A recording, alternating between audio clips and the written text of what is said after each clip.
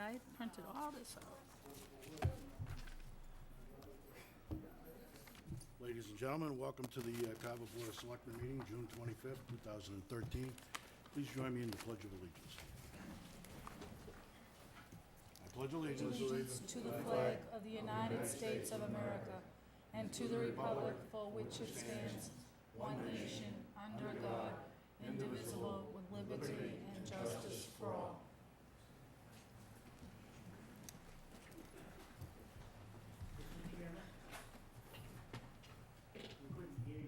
Can you hear me now?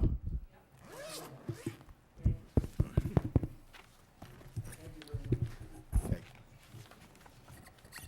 Little housekeeping first. There are openings on the following committees: the Audit Committee, the Bike Path Committee, the Business Development Commission, the Carver Cultural Council, Carver Housing Authority, a state representative, Commission on Disability, the Earth Removal Committee, Growers Representative, Finance Committee, Local Housing Partnership Committee, the Marcus Atwood Trustees, Old Colony Regional Vote Tech School Committee, there are 2 positions there, Recreation Committee, Town Building Study Committee, and ZBA alternate. Please contact the Selectman's office for an application if you're interested in one of those positions. Also, another reminder that donations to the food pantry can still be made at the Council on Aging or the Public Library. All right, first up tonight is N-Star poll hearing, and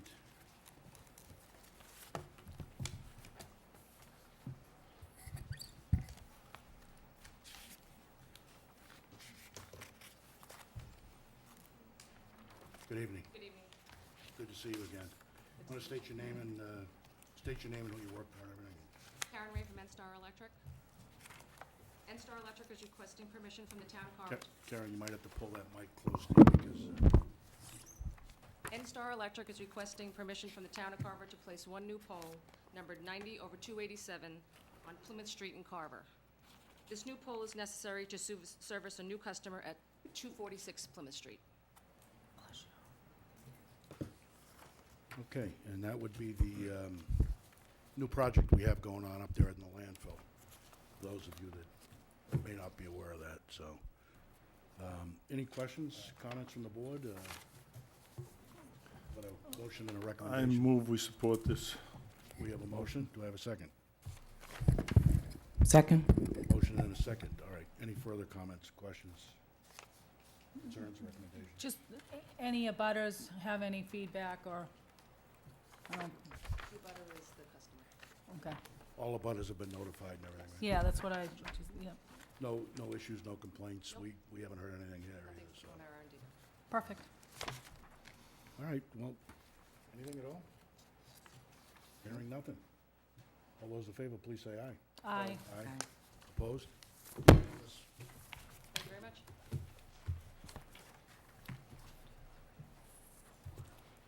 All right, next up is Cultural Council appointment, Susan Leach. Susan, are you here? Wonder if she knew we were starting at 6. Yes, she did. She did, okay. All right, well, why don't we just put this in abeyance, we can always pick it up if she comes in later on. Recreation Committee appointment, Janine Roach. Okay.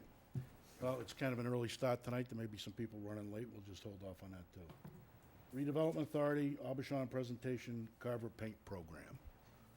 We're just waiting for Aubuchon, Mr. Chair. Okay,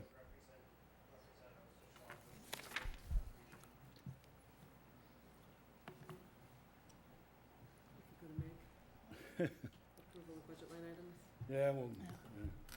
Why don't we move on to the approval of the budget line item transfers from the town accountant?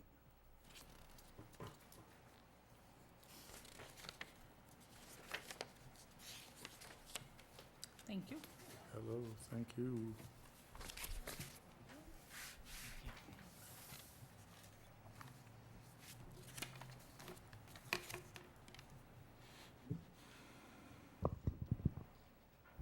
So what I just handed out is a schedule of the proposed budget transfers. These are accounts that are looking like they're going to have a deficit or do currently have a deficit for the fiscal year 2013.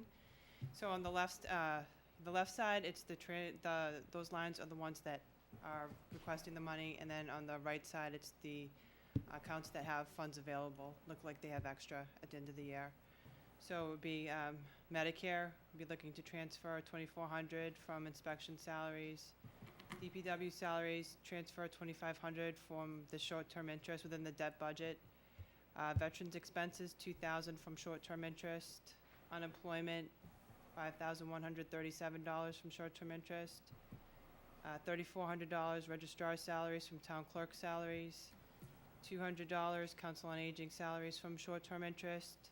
$210 council on aging salaries from council on aging expense. And $470.37 for the municipal insurance line from short-term interest. Anything seem abnormal at all, Meg? No, the short-term interest, it generally has extra, I think probably in there, just in case we needed to do some borrowing. So that was available. And then pretty much, let me see, the Medicare, that might have been a budgeting issue. The DPW salaries, a lot of that had to do with the storms that we had Right. over the winter. Veterans expenses, that's the benefits line, which is always sort of a difficult, it's a moving target, always. Unemployment, we usually budget $1, and we did happen to have a few people on unemployment this year. The registrar salaries, that's for the election today. That was unforeseen when the budget for 13 was drawn up. Council on Aging salaries, they had someone that was out sick, so they had to have, I believe they had somebody come in, so they were paying someone who was out sick, and then they had someone working, so that sort of drained down that line. And then the municipal insurance, I guess the town meeting, what ended up happening is that was used as a funding source, but should not have been. The Medicare, are we anticipating that rising? For next year? Yes. I don't believe so, no. Any questions from the board? Yeah. Through you, when you mentioned that the Medicare was a budget issue, can you elaborate a little bit? Because I didn't see anything out of the ordinary, so I'm guessing maybe just when the budget number was drawn up, It was kind of off. Yeah, and I suppose that's another one that's sort of a moving target depending on payroll. If there were new hires, that would cause it to go up. Okay. Yeah. And I noticed that the Finance Committee Chair has the Finance Committee reviewed this yet? No, they have not. They had a meeting last night. They only looked at the reserve fund transfers, but they will be having a meeting because I Okay. did mention it to them, so they are aware that these are, Okay. they will need to approve these. Great, thank you. I'll make a motion to approve the budget transfer recommendations from the town accountant. We have a motion, do we have a second? Second. We have a motion and a second. Any further questions, comments, suggestions, concerns? Hearing none. All those in favor, please say aye. Aye. Aye. Unanimous. Thanks, Mike. Thank you. Thank you. Thank you, Mike. All right, annual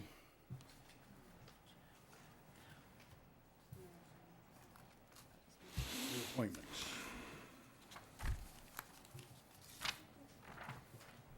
Yeah, you gotta go down through Has this. everybody had a chance to look at this?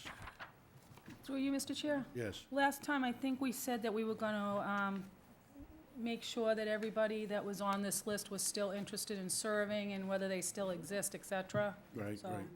They have. They've all been contacted and they all desire to continue serving. One person, his mailbox was full, so we cannot contact him. We're going to assume Can you just mention which one that was? Christopher. Christopher Ray of Commission on Disability, so you have two anyway. So I'll make a motion to approve the 2013 annual appointments. A second. Second. And a second. Any further comments or questions, concerns? Yes. I have something I'd like to bring up about this, but since it's not a public hearing, it's unusual, it hasn't been done. I'd like to make comments now, or maybe citizen participation, but it does impact the reappointment. Okay. Under that consideration? Thank you. I made the motion. I have some concerns with the, Will you identify yourself for the Paul audience? Johnson, 3 Laurie Lane. I have some concerns, and I have a public records request in to the CPC for information from them, which also includes minutes. I have been I didn't know this was on until last night, so I called Town Hall this morning. There are no minutes for the CPC on either the old website or the new website, so that I didn't have a chance to look into what was on there. I did call the town clerk's office this morning, and they do not have minutes in their office. They may be upstairs. So at this point, I'm not sure that the minutes have been kept the way they're supposed to. And in fairness to the CPC committee, we're not through the process of trying to determine whether or not that's the case. So I'd ask that the appointments to the CPC committee be put on hold until we can find out if they're in compliance with Chapter 44B of the Community Preservation Act, Section 13, and GLC 38, Section 22 of the Open Meeting Law.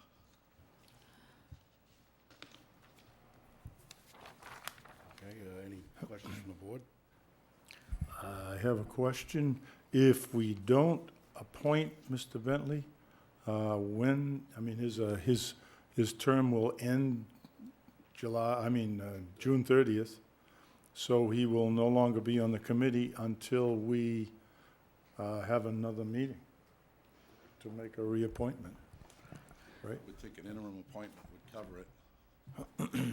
Mr. Chair, if I may, it's my understanding under open meeting law, there is no requirement actually for turning in minutes. It's that when you request minutes, they need to be available in whatever form they are. So even if they're handwritten in somebody's notebook somewhere, as long as they can be produced that way, there is no requirement to turn them in, and there's no time requirement as well. Yeah, excuse me, there are time requirements. The open meeting law specifically states that minutes of all open sessions shall be created and approved in a timely manner. Timely, it doesn't Timely. say 10 days Timely or manner. whatever. 2007 minutes, if they're not available, if they're not approved by 2013, would certainly violate anybody's definition of timely manner. Have So, you asked the chairman of the CPC for the Yes, minutes? I have. I see. Mr. Corbo, we have you here tonight. Those that you don't know him, he works for Copeland & Page. Good evening, everybody. My name is Greg Corbo from Town Council's office. Excuse me.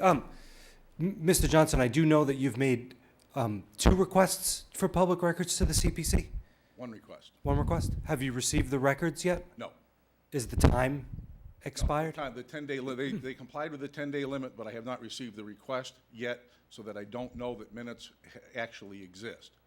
And when I went back, I was a little bit puzzled by the depth of the response and the fact that they were claiming that they didn't have to produce documents that weren't in existence. So I was a little bit concerned about that, and I went on the town's website, couldn't find any minutes. Went back on the old virtual town hall website, couldn't find any minutes. Then the call to the town clerk's office. In fairness to them, the process hasn't been followed through, so I don't know that there's a problem. I'm just raising the concern. They are required under both the open meeting and the CPC law to maintain records of what they do. Through you, Mr. Chair, I have no problem amending the motion to just table the CPC, because it's a large committee, so they could definitely go on, especially with the sensitivity of the CPC committee involving so many funds in the town. So I would make a motion to approve the 2013 annual appointments and follow through at the next meeting on the CPC appointment. Through you, Mr. Chair. Can I just add, with respect to the issues raised, Mr. Johnson's correct that yes, there is an obligation to keep minutes. There's an obligation to approve them in a timely manner. With respect, however, to this particular appointment, I would agree with the phrasing of Ms. Maroney's motion that you just simply table it for now, because if you're not going to reappoint him for cause, then that may implicate certain rights that he has to be heard. So, if you'd like to just simply table the matter and have it come up another time, and if there is going to be cause to not reappoint him, you can then go through a separate process that way. And I just want to make sure that everybody's aware, I'm not making allegations until there's substance to them. Then they're not substance, it's just a concern at this point. There are sufficient members on the committee to continue to function in the absence of Mr. Bentley, until we can resolve this. There's at least 6, I believe. Is there any way that we could make the appointment pending the completion of the requirements to meet those minutes, or is that gonna be awkward?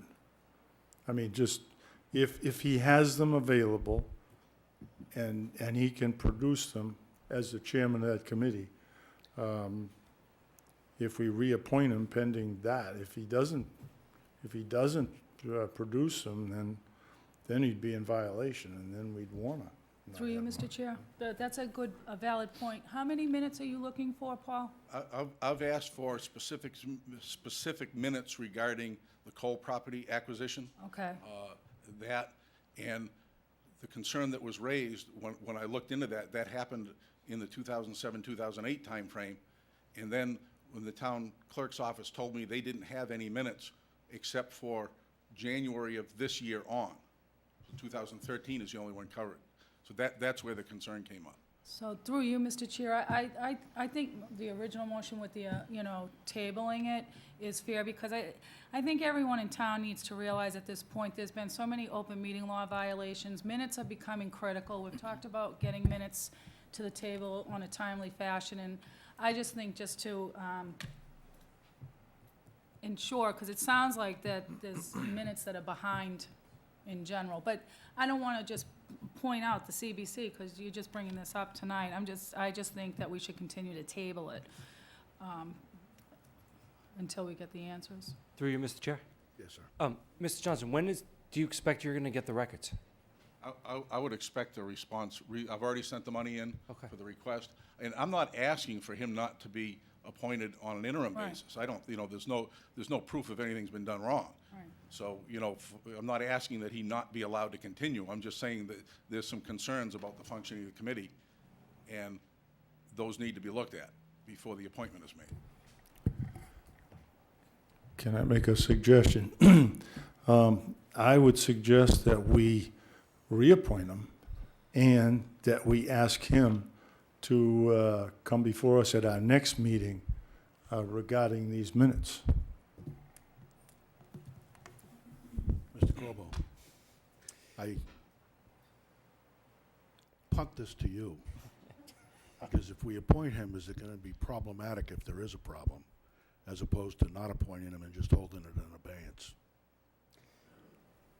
Mr. Chair, my opinion would be that he would likely need a hearing either way. Failure to reappoint for cause usually triggers a requirement for a hearing. Okay. So it's really, I think, dependent on the pleasure of the board. If Mr. Johnson's expecting his minutes imminently or his response imminently, you'll probably know by your next meeting whether there is some allegation for you to take action on or not. I would think that's reasonable. Since we opened it up, Mrs. Nowen has her hand up. I'll give her an opportunity. Please come up to the microphone and state your name and...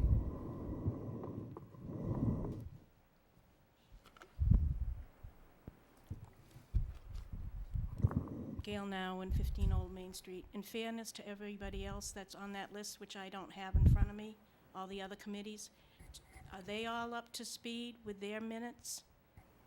The reappointments? I don't know. Nobody's made a complaint about them to me. Well, is that fair? If somebody else comes up and complains about them, we'll address them. Okay, well, we've opened up a can of worms here, haven't we? No, we're just, through you, Mr. Chair, we're just merely tabling the appointment of Bob Bentley. We don't want to not reappoint him, but we need to find out about the minutes. Minutes have become, an open meeting law has become very prevalent in this town. And I personally think it's important that we address it and then reappoint him. Okay, my question to you is, do we know that all the other committees, and can I see? All these other committees that you're reappointing, they're all up to speed with their There's been no- minutes? There's been no complaints, and if you would like us not to reappoint any of these people, and then we'll go through the whole process of making sure all the minutes are up to speed, we could do that, but you'd have a lot of chaos in respect to, some of these are just one-person committees, and then would be without committee representation. Okay, so you're basing it on the complaint that they might not, Exactly. okay, thank you. Mr. Fortier? You thought this was going to be easier. Well, quick. John 40 of 76 Cranberry Road. My understanding is that these appointments expire in 5 days, and you're not meeting until the end of August. So by tabling it, his No. appointment is going to expire. We're gonna have another Is that meeting in correct? July, correct? That would be the case if that's how the board votes, yes. And so how would it affect his ability to request a hearing if he's not going to be reappointed by the time of his appointment expiration? Mr. Corbel? Yeah, at this point, the board is tabling it hasn't made a decision. Even though technically the term expires, I think by proceeding this way and tabling the decision until the next meeting, they could vote at that time to reappoint him if there are no issues. Or if they are going to make a decision not to reappoint him, they could do that at that time as well. And through you, Mr. Chair, Yes. there's other things going on in town, and I'm not sure if there's been discussion with the entire board, but I believe there's going to be another meeting in July regarding other issues, so, and if this becomes important, we can always call a meeting. Town affairs are more important than taking a recess. Mr. Chairman, I would prefer to reappoint him and ask him to meet at our next meeting regarding these minutes. These minutes were at a time that was very important, the purchase of the Cole property. And I can't see that they didn't have minutes regarding that. So I would rather not say, yeah, we're not going to reappoint you, or we're going to table. I'd rather say, we reappoint you, please come in and explain what the situation is with these minutes. What is the drop dead date for response to you, Mr. Johnson? They've responded within the 10-day time frame, so there is no time limit per se for them to respond. It's just it's whenever they respond. They have an obligation to respond to the request in 10 days, but Okay. not to produce the records in 10 days. Okay, when do they have to produce the records by? There is no, my understanding is there is no deadline for them to produce the records. They have responded within 10 days. They said that they'll do it. Now it's just up to them to fulfill the request. Okay, but I mean, they can't drag that on forever. They've got to respond to you at some time. I would think, but that I've never seen a provision of the open meeting law that says that once they've responded in 10 days, they have to produce it, because these requests can take a fair amount of time if they're for a huge period of time. Is it a reasonable amount of time, Mr. Corbel? It is I don't recall the specifics of the request and how many documents would be responsive, but yeah, it's generally speaking a reasonable period of time. I think that, to sort of put it in the context of what's being done tonight, and Mr. Ward's suggestion, if you were to say, we're going to reappoint Mr. Bentley, but we'd like him to come in and explain on behalf of the CPC the minute-keeping procedures of the committee, and, to assure us that the minutes are up to date. I can't see why he wouldn't be able to do that by July 16th, whether he completes his response to this request or not. And in fairness to Mr. Bentley, I know that I did help him prepare the response to that, and some of the language in that response is sort of standard public records response. And so, one of the things that we always put in a response when we don't know what documents are responsive because the person hasn't looked yet is to remind the requester that there's no obligation to create a record. And sometimes, public records requests merge with questions. And, a public body isn't required to answer a question or create a record afresh. Now, obviously, that rule wouldn't apply to minutes because minutes should be there. So in fairness to Mr. Bentley, we don't know as we sit here today that anything that should be there isn't there. Right. I assumed that when I called today that I would have been able to answer the question, but I couldn't. Because I was set up with the town clerk's office. I asked them if they could have the records out so I could look at them, and they didn't have any. So I assumed that they just hadn't filed them online. I would see no reason why, Okay. Ms. Morone, maybe you'll agree, that we shouldn't go ahead Yeah. appointing him. And, if it's not done by the next meeting, when Right. that may be, Then whether we'll it's address July it. or August, then we can address it at that time. So, How long I has agree. Mr. Bentley been the chairman of the CPC? A anyway? long time. Long time. And he's been pretty responsible. Yeah. I mean, you know, I would assume that there may be a problem, something with those records that I'd like to hear his explanation for. Yeah, and I'm not making an allegation because I don't know that No, there's no, anything wrong. no, just Right. if there is, You made if that there clear. is. Through you, Mr. Chair, then I will amend the motion to approve the 2013 annual appointments pending Mr. Bentley to visit us at the next meeting to explain the concerns about the minutes and the public records request by Paul Johnson. We Is have a that, second? Second. We have a motion and a second. Any further comments or questions? So, does that mean you're not tabling him? no, correct. Okay. Any other comments or questions or concerns? Hearing none.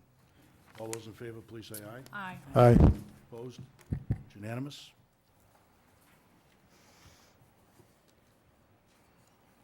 All right, up next is the reappointment of Judy Murphy to the Board of Directors. Hi, my name's Susan Leach, and I was told to be Oh. here at 6:15, and I guess you went, saw my name, but I wasn't. And you weren't here, that's right, you were AWOL. Now you want us to stop everything to take care of it, right? Welcome, Susan. Hi, Good evening, Susan. Would you Good please evening. speak into the mic and identify yourself for all the viewers out there? I am Susan Leach, and I live at 30 Crystal Lake Drive. Okay, and you want to join the Cultural Council. That I would. Can you tell us why? Prior to coming to Carver, I lived in Pembroke, and in Pembroke, I served on their cultural council from 1999 to 2009. I was an active member on their cultural council. I am a musician. I play French horn and trumpet, and I've been playing since I was a little child, and I do have an interest in the arts. My grandfather was a music teacher and all over the South Shore, and he started music in a lot of the school programs. Wow. So I do have an interest, and I would like to be part of the cultural council.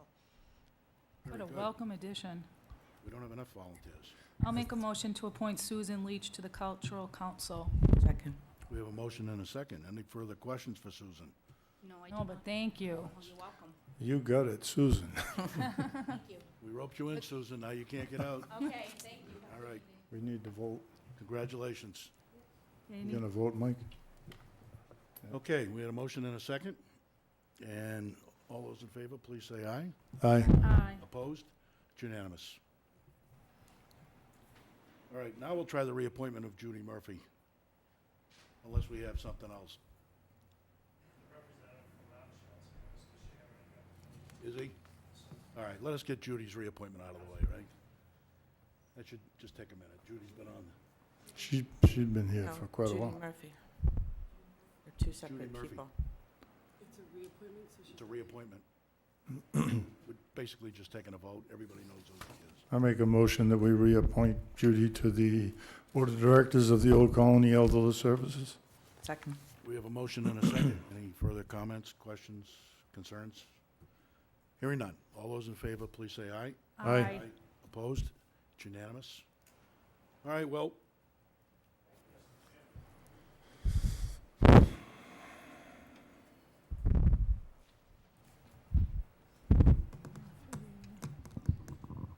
Thank you, Mr. Chairman, Board of Selectmen. My name is William Sinclair. I'm the Chairman of the Redevelopment Authority, and with me I have Eric Gazzetti, Albachon Hardware of Carver. Welcome, Eric. Thank you. You Mr. replaced Chairman. Arthur down here as the manager? I have replaced Arthur. He is now in Newmarket, New Hampshire. He's defected to New Hampshire, huh? Okay. Yes, sir. Mr. Chairman, we come before the board and before the town with a new program that is out, that we've partnered with a local business, Albachon Hardware, and it came from a committee member's idea. Bob Belvin, right? Yes, and I was going to mention that. Sorry. That's all right.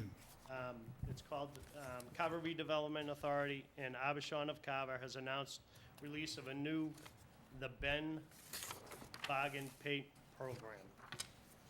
The RDA, in conjunction with Abishon Hardware of Carver, has entered into an agreement to provide exterior paint to eligible Carver residents at a greatly reduced price. This program will allow the residents to beautify their homes at little cost of paint. It is both the redevelopment authority and Abishon's belief that this will help raise property values, enhance pride in our neighborhoods, and offer the community spirit on a whole. It is another example of teaming with the town and with the private sector to make Carver a better place. Specifics of the program are available at the Carver Town website and buycarver.com. This became an idea that came from Mr. Bob Belvin, one of our representatives. The Carver Redevelopment Authority is looking for an outreach of some of the funds and proceeds that we've recouped on sales of real estate that we've done in the past. And Bob came up with a great idea that everybody grasped on. We reached out to Abishon of Carver, and they were very receptive and thought this was a fabulous idea. We've talked with the regional managers, and I'm gonna have Eric just talk a little bit about the process and how that'll work, and then I'll take it back. Thank you, Mr. Chair.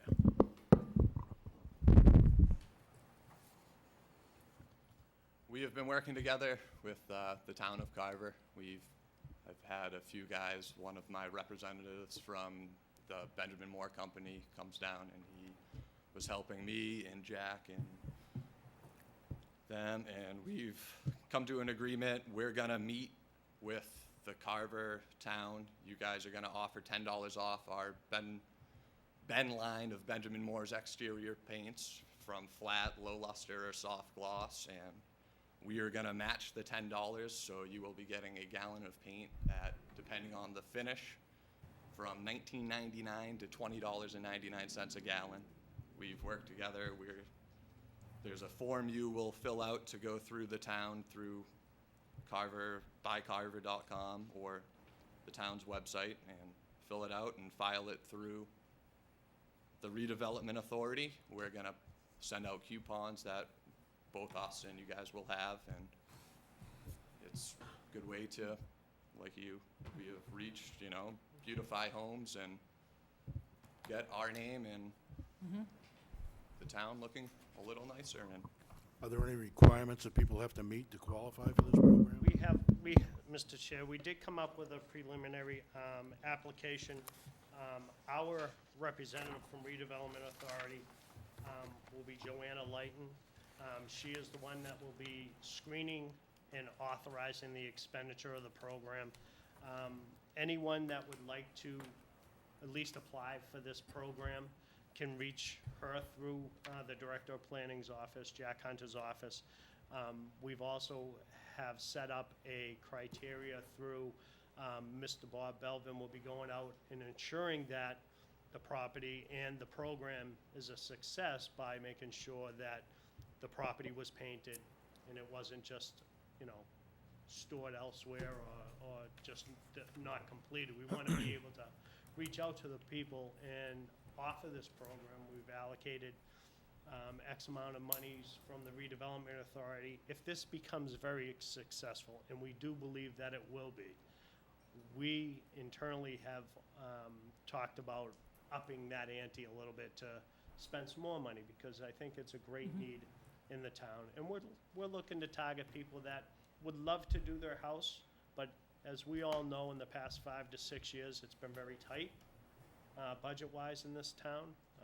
We've seen an awful lot of foreclosures, and we'd like to be able to reinvest in our community, and that's one of our goals, is to reinvest. And it was an absolutely home run, in my opinion, to have Abishon as a partner, and Bob hit it right out of the park with the idea, and we all grasped it on, and they thought it was a great idea.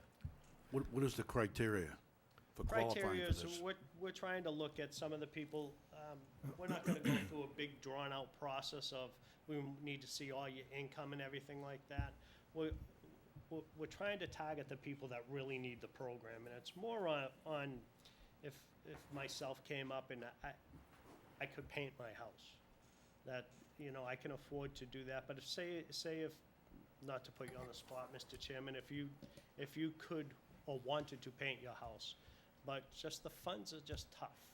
You come to us, you'd apply for the application, application would be screened, and more than likely it'd be awarded. I mean, we're out to try to do this program, make it extremely successful. Okay, but I mean, there needs to be some parameters and guidelines. There are parameters that we're into, and I don't think that we put a monetary figure on it. Each individual will be screened. We're kind of going off of some of the program through the community block grant screening program, or what they did, but we don't want to get into people's privacies that way. We want to be as public as we can with this program. It'd be more of, listen, you needed this help. You're saying that you could only do so much. We have checks and balances between Joanna Light and Bob Belvin going out and taking a look at the property and making sure that we have that in place. We're not talking a large amount of money that we'll be expending per homeowner. We're hoping that each homeowner will take advantage of this. And we're gonna have that end of a target frame. I don't wanna say that we're trying to target certain locations in the town, because it could be anywhere in the town. People just need just a little bit of help. And that was the whole motive behind this, I believe. Through you, Mr. Chairman. Yes, ma'am. May I just ask a couple questions? Thank you. Absolutely. Kudos to all of you, and Bob just walked in, for putting this together, thank you. In terms of delivering the money to the residents, in regards to the parameters, how much money do you plan on giving to each homeowner? For example, if you have 3 homeowners that apply at the same exact time, one needs their entire house redone, and you know how costly that is, another one just needs a little bit. How are you gonna distinguish if you're not asking like income requirements or things like that, or are you? We're asking for not an in-depth income requirement from people. What we are asking is, we're trying to medium income type end, try to get that from them. And basically, we had discussed that on the average, and I'll use Bob as an example. Bob says it probably takes about 6 gallons to paint the front of his house. You know, with that, if Bob came into us and looked at that and says, hey, I need a little bit of help with this, we felt that he met the requirements because we're trying to help. It's not like we're gonna hang people over the coals. We have a little bit of money that we'd like to work on these programs and give it back. They would get a coupon from Joanna Lighton. They would go in, give it to Abishon. Abishon would give us the coupons.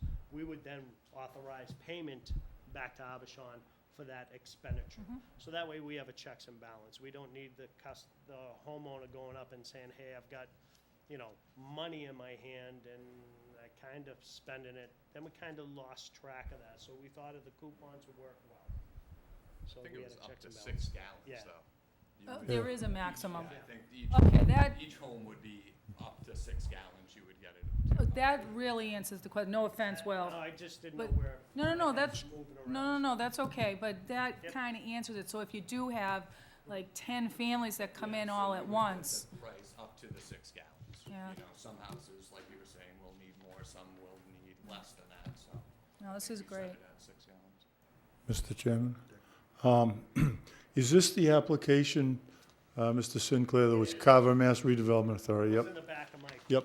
back. And right on it, it says, so if it was a $20 a gallon of paint, the homeowner would get the paint for roughly $10? No. No, it's $30. The paint is originally, depending on what finish it is, Yep. $30.99 or $31.99. Okay, so they get a $10 reduction on that Exactly. And gallon. we're gonna match Abishu. Yeah. We are gonna match the town is $10, so we're Yep. bringing it down $20. Yep, so they'd buy 6 gallons and get that $10 reduction. $9 or $29.99. Yeah, okay, I got it. The MSRP. That's not a, that's fair. I Great apologize, I had this with me, I just. Oh, it's, I threw a lot of questions out at you. Any other questions? We have Well, a Bob motion? Belbin's here, we might want to thank him for thinking of the idea. Thank you, Bob. I make a motion that, whatever, we accepting this or Yeah. challenging you to move forward? We're just informing the Yep, okay. community that we'd want to start Very with this good. and Yep. you being the. Thank you for your presentation. Thank you. That's it. Thank you. I'll second that motion. A motion and a second. Any further comments, questions? What are we voting on? Just to say, go ahead? Go team. Full steam ahead. Aye. Thank you. Thank you all. Thank you. Appreciate it. Congratulations. Nice job, Mr. Belbin.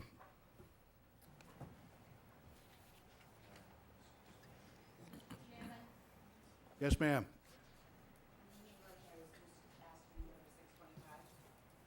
And what happened, Janine? We were talking. Jump right up there. We have an appointment to the Recreation Committee. Yep. One Janine Roach. Tell us a little bit about yourself, Janine. Official. Oh. A mother of three. I've lived in the town now for 12 years. I've been on several different committees. I work with the athletic boosters. I serve on that board. I was president of the PTO several years and the elementary school. What else? And you're just highly motivated. to get Yes, and involved. my friend Mary Well- Ross just thinks I'd be great at this, so here I sit. We have her to Thank you, thank. Mary. Well, Motion. I'll I make make- them, oh, go ahead. I'll make, Multiple motions. We'll all make a I'll make the motion. motion. Yep. I'll second that. And we have a second. All right. Any further comments, questions, concerns, recommendations? Looking forward to you being on the committee, Janine. Thank you. There's some interesting work they need to do.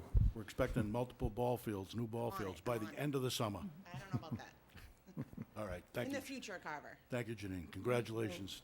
Don't forget you have to get sworn in. Tell the other young You gotta lady vote. that too, but, You gotta vote on it. Tell them we didn't vote. Yeah. all right. We got a You gotta motion vote. and a second. Aye. All those in favor, please say aye. Aye. Aye. Aye. Opposed? It's unanimous.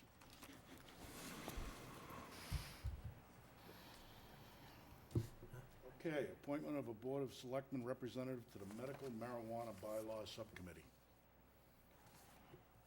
All right. Anybody want to step forward for that one? No volunteers? Could be a representative. Wouldn't have to be one of us. You want to be a representative? No, sir. You mean somebody that would be interested in being our representative Yes, on that committee? on that committee. I would think you'd need a farming background for something like this, you know? I Yeah. mean, I asked Because about they're that. farms, aren't they? Raising this stuff, they have to raise it in buildings with security and artificial light and all that stuff, so. What, did I you don't apply think- for a license, Dick? Well, no, I was wondering, we were talking about it at the AgCom committee meeting, and we're saying, I don't know, is any farmers gonna wanna be involved with this? Looks like Dick has already done his homework. I nominate Dick Ward to be our representative. No, I don't mind volunteering for that, as long as they have their meetings. Trouble is, the first one was gonna be during the day, I don't know when that Now, was. then, But, I'll make the motion for. maybe they'll change it, I don't, tell you what, if it's in the day, I'll go, if it's in the evening, you go. So we'll be Ellen joint can be the alternate. representatives. How about if we do that? We Yeah. appoint Yep. the, Appoint Dick Ward and make Helen the alternate. That's my motion. Do you really want to do it, Dick? Well, that's it, I didn't want to pressure him. Well, into if it's in the It's not on day the and I can agenda. do it, be an open meeting vote. but It's I not on the don't wanna agenda. be the regular member, you know, all the time. How about if we do this? We Do appoint it you, Dick. reverse, as the alternate. Next meeting, we'll appoint Helen as your alternate, So we don't violate the open so meeting we law. don't violate the open meeting law. Well, I think Dick's concern is he doesn't want to be the primary. Is that what you're trying to say? Yeah, Going to the Going- meetings, but, trying to establish some kind of regulations within our own town, which is important. governing the sale and any kind of store or any kind of, operation where they were going to apply to raise it. It'd be all that. Do you meet with another group somewhere? You meet with the No. committee. Pardon? Just your representative to the committee. Right, that's what it would be, representative to committee. Planning board, may I ask a question? I think that you- Mr. Sinclair, This, or Mr. Hunter, Hunter, yeah. maybe Run away, help guys. help us explain what the schedule of meetings is or what the needs are. The planning board appointed the Sergeant Dufley, the new building inspector Frank D. Felice, the Board of Health agent Bob Tinkham, Joe Mix from the Ag Commission, and Rosemary Hanlon as the representative of the planning board, and they asked Rosemary to chair it. She established her first meeting for July 10th at 10 a.m. just to, wait a minute, just to start a regular Right. schedule, and she's already getting grief about having it in the daytime, so Yeah. I know that it'll be in the evening after Oh, that okay. first one.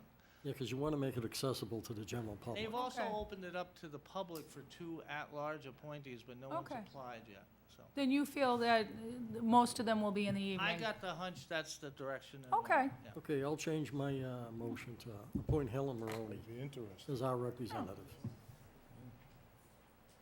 We have a motion to nominate Ms. Maroney. I need a second, though. Second. We have a second. See how quick? Further comments, questions? All in favor, say aye. Aye. Aye. Opposed? It's unanimous. You're it. There's no sampling involved in this committee. Okay. We have a request for 18 one-day special permits for Renaissance Foods Limited, King Richard's Fair. Is someone here from there? No, they couldn't be here tonight, but this is an annual I'll make a motion we approve. event that we address Oh. every year. I'll second that. We have a motion and a second. We, Any we wouldn't have questions, any comments, concerns by the board on it? taxes or anything like that. We don't have any issues with that? Back taxes? That's a good question. Elaine, can we send that to, We can make the motion contingent on yeah. that. We'll make the motion contingent on that and send a request to the treasurer collector to find out if Mike, there's any problems. you said 18 one-day liquor licenses, but That's what it it's says also asking for the common vicular license. We're going to vote that? Yes, Separately? that's the second one up. Okay. We can combine them, request for a common victular license, King Richard's Fair also. Just join the two of them together. All right. How about a motion on that, I made the motion for both of them. for the both of them? Put them together. I'll second that. We have a motion and a second. Any further comments, questions, recommendations, concerns? Hearing none, seeing none. All those in favor, please say aye. Aye. Opposed? Abstentions? One.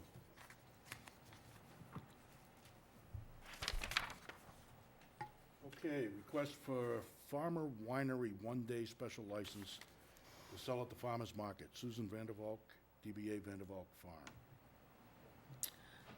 This is the same group from last year? Yes, nice to have you back again. Oh, they Why- are here. We're not here unless we have to be. Well, you might get yourself a little bit of advertising if you put it out there on TV, so. I'm not gonna twist you around to do it, but it's up to I you. saw them coming up the stairs and asked if they brought any samples. We just came from a farmer's market, so we have a car full, so. All right.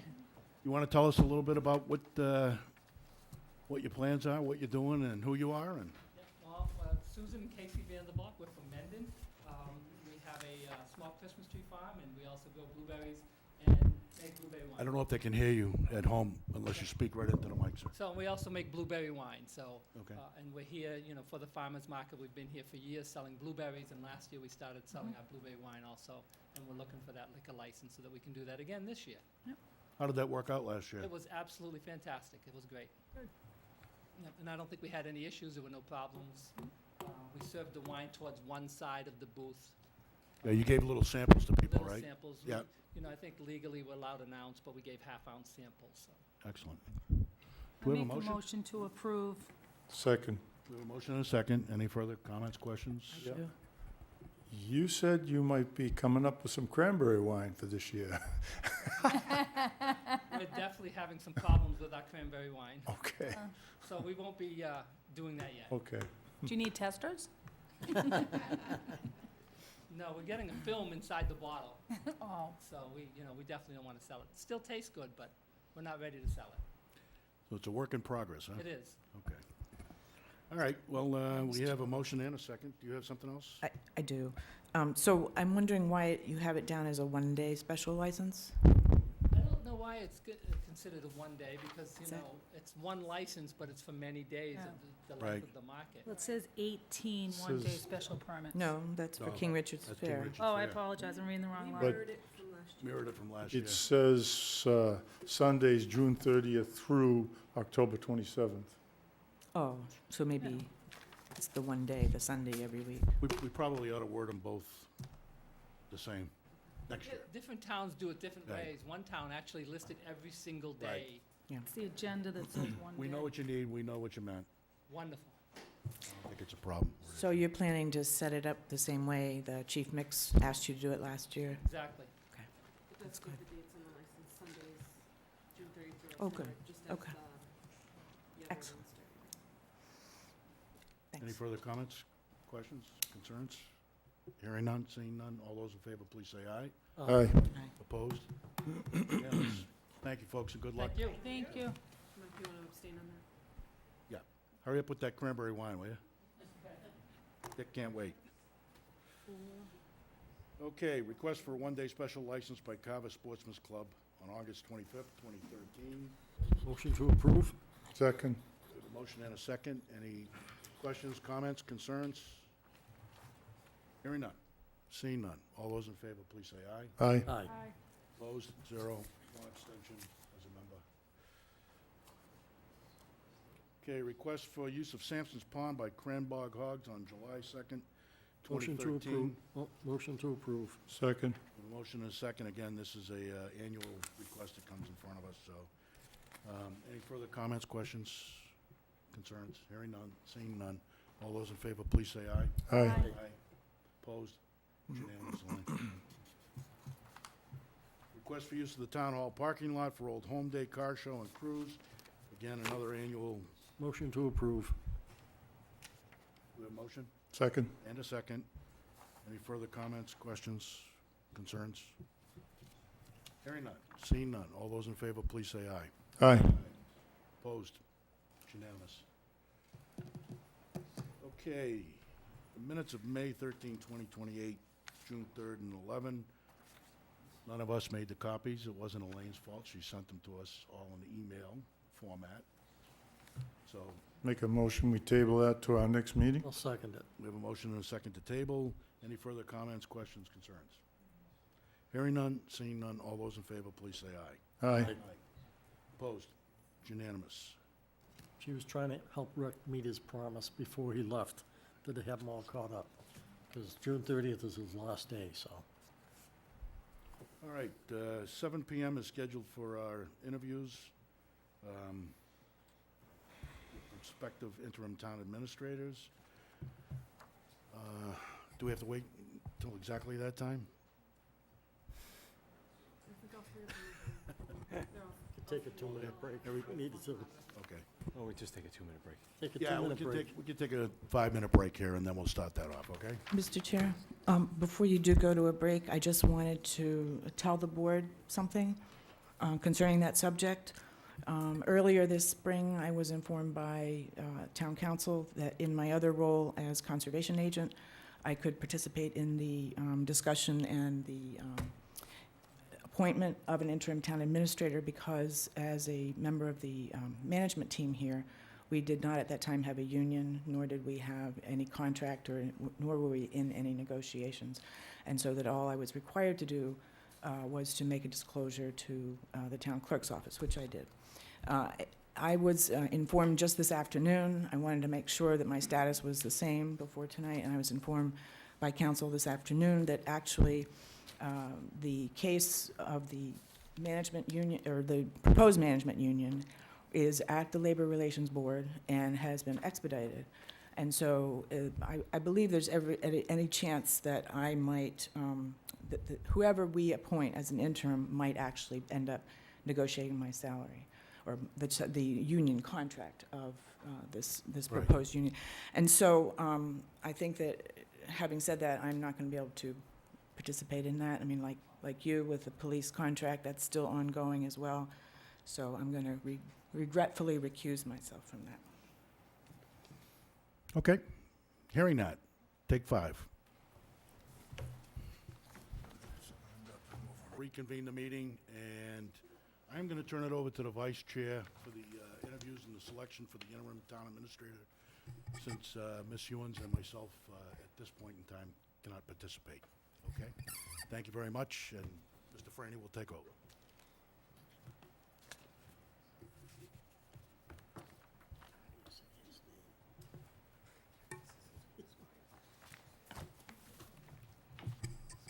I don't mean to botch the guy's name, but his name's Peter Hetchenblicker.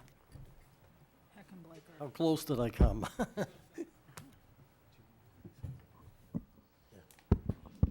Can I, Thank you, Mr. Chairman. I'm going to ask the town council to just make some opening remarks. Good evening, thank you, Mr. Vice Chair. Just to sort of have a word about, how we're going to proceed tonight. We'll have each of the candidates come up to the table.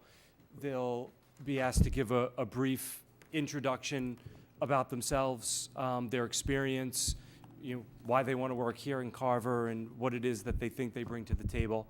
And then we'll open it up to questions from each of the members of the board. Once the members of the board are satisfied that they've heard enough, we'll move on and address each candidate in the same fashion.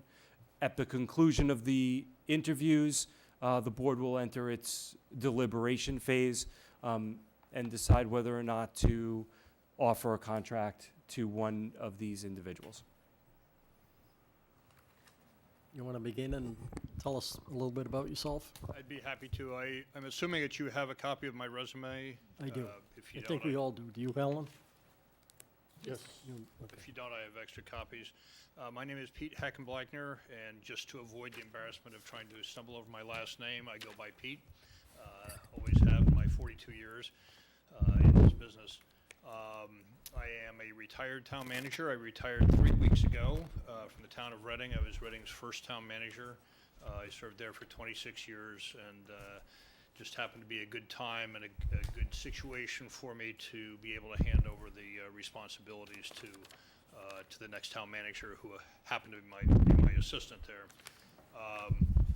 I've spent all of my life in the public sector, first as a consultant and then as a town planner. So I have a strong community development background, and for the last 35 years, I guess, as a town manager, town administrator.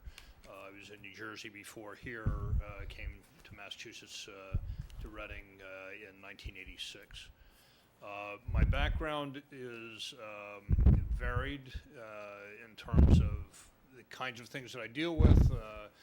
It's spelled out in the resume, but everything from the normal, human relations, personnel, labor negotiations issues to, all of the financial issues, capital planning, budgeting, and that sort of thing.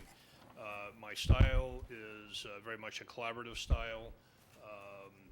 We in Reading had a couple of departments that I didn't have responsibility for, the Reading Municipal Light Department and the School Department, but the Superintendent of Schools and the General Manager of the Light Department were department heads and fully participated in all department head activities. Reading was fairly well known as a very collaborative operation, and so that's my style of working.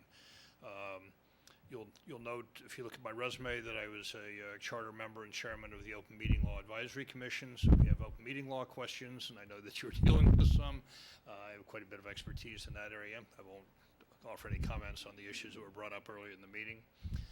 I've been retired for 3 weeks. I'm bored. I need something to do, and my plan needs you to have something to do too. My plan in retirement was to do consulting or be an interim town manager as possibilities existed. I live quite a distance from here. I live in Reading. I don't see that as a particular issue. I'll be here when you need me, and certainly accessible by email and by telephone as needed. I'm not sure whether you've thought about, sort of what you're looking for in terms of number of hours and schedule and that sort of thing, but I think the, sort of typical situation for an interim manager is about, or administrator is about 20 hours a week typically, probably consolidated into to 3 of your 5 work days. So I have a lot of flexibility in terms of how to work that out. One thing I don't have any flexibility about is I am leaving tomorrow at 4 o'clock for a 2-week vacation that I can't change. So, if I'm the best person for this job, we'd have to wait for a couple of weeks for me to start. You said 2 weeks, Peter? Yes, it's July 7th, I think we get back. So, give me a day to get rid of jet lag and unpack and that sort of thing. So, it would be the week after July 4th. Sounds like it's well-deserved after serving all those years. You served pretty much the same term as Rick LaFawn did. Yes, Rick's actually a newcomer. He was only here 16 years, so I had 10 years on him. But, Yeah. But I know Rick, and he's I mean, well respected. Your term that you served in Reading was 86 to now, so, and that's pretty much what Rick was, too. Helen, you got any questions? I was just wondering if you could, yeah, I have a couple. Nice to meet you as, Nice to meet you too.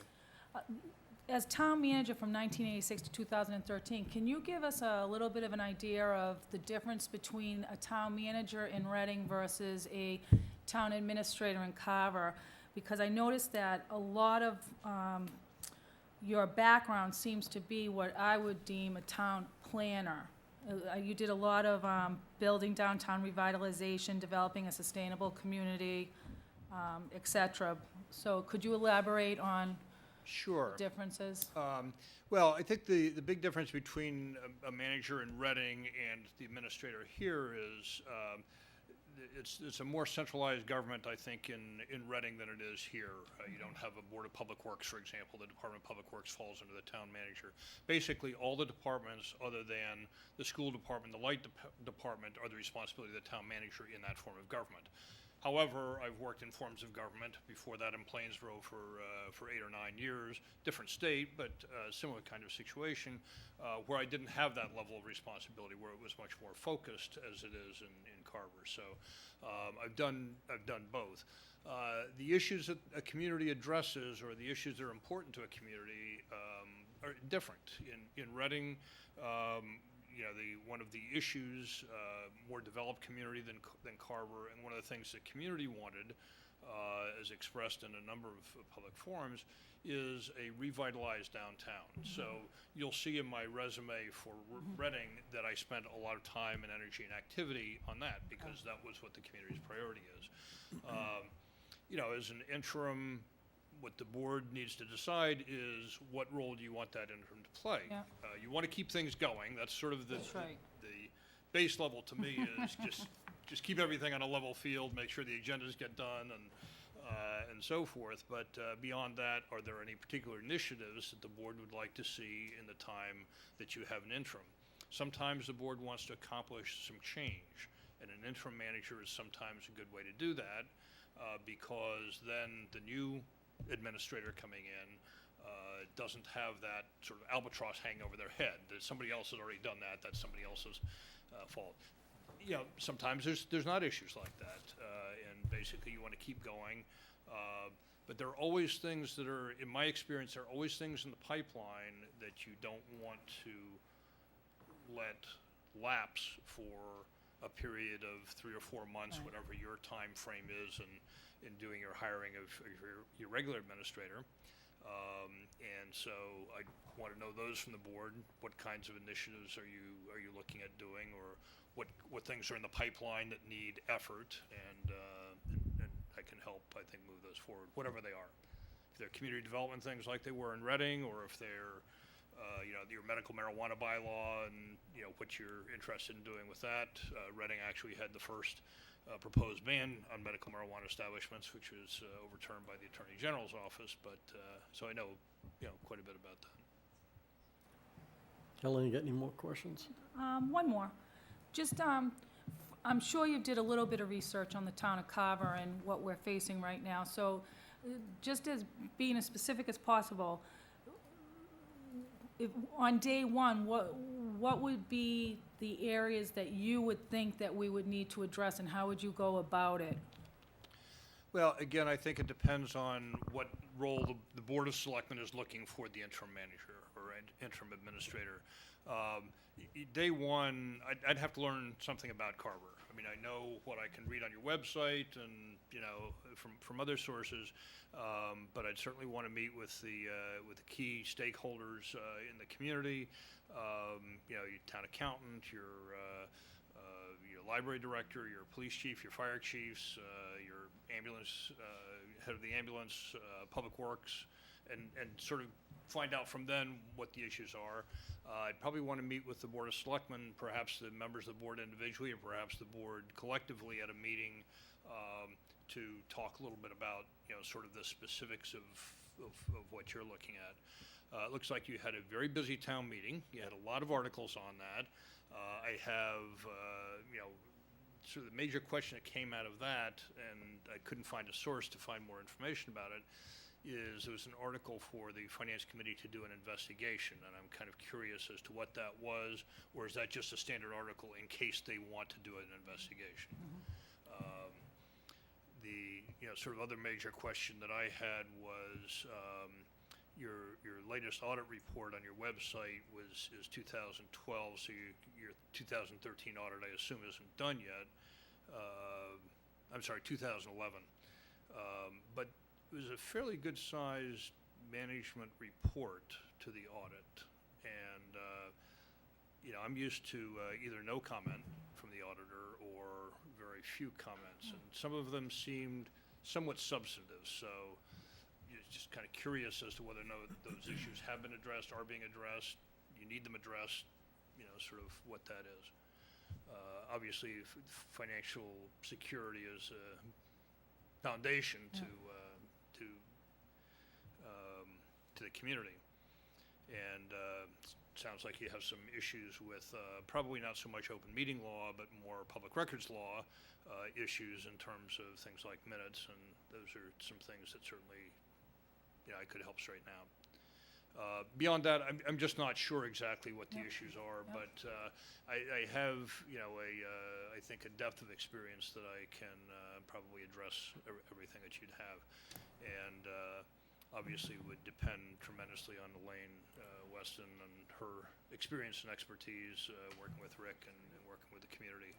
I find that in any organization, the department heads are important, the administrators are important, but that's the person who's probably one of the most important people in the organization. Dick? Peter, you came to us through our town administrator and Jack through the Collins Center. So how'd that process work? You applied to the Collins Center and then they come with a series of recommendations to us? No, my application here for interim town administrator is completely independent of the Collins Center. Okay. I was made aware of the vacancy through the Collins Center, but also happened to know it through the Mass Municipal Association.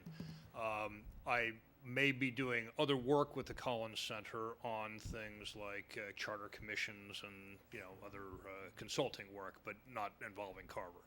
So my understanding is that you were considering, and I don't know whether you have in fact hired the Collins Center for the search. We did vote it. Okay.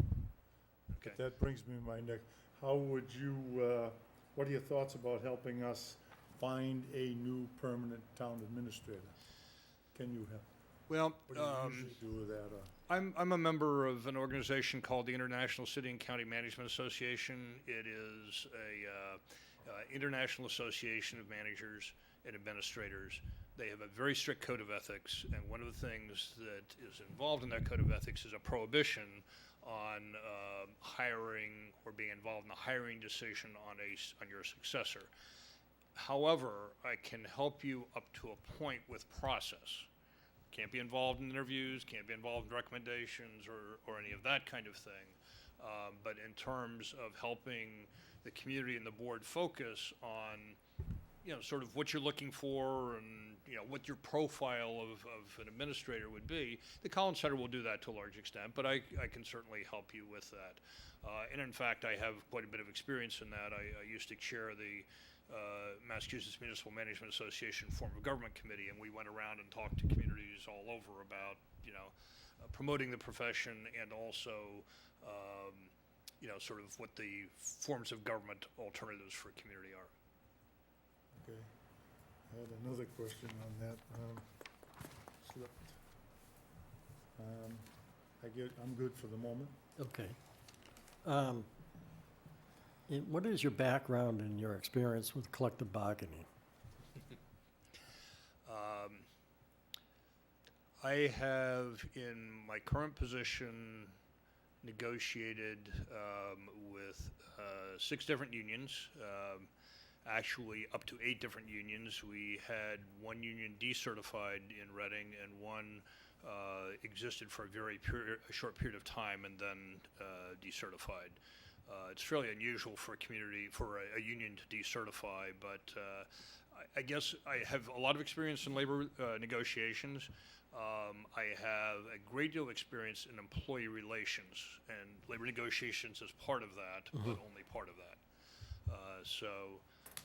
I think if that's an issue that needs attention, now, that's certainly an area that I have a lot of experience in and can help. It would be, because we have a couple of unions with open bargaining that we need to do, and we need to... So the contracts are not completed? Yeah, one's very near completion, the other one's in the initial stages. And then the police chief is leaving, so we need to either appoint an interim or a permanent chief, so... So my normal process is to get from the Board of Selectmen in executive session whatever direction or guidance that they want to give in terms of the negotiations, and then negotiate with a management team with the union. So if, for example, it was the police department, I would, and I'll put it in Reading's terms because I know the personnel there. So the management team was myself, the police chief, our human resource administrator, and our finance director. We worked very well, and we had very good collaborative bargaining processes. We went to the JLMC once. I'm assuming you're familiar with the JLMC. So we went once in 26 years on a fire contract.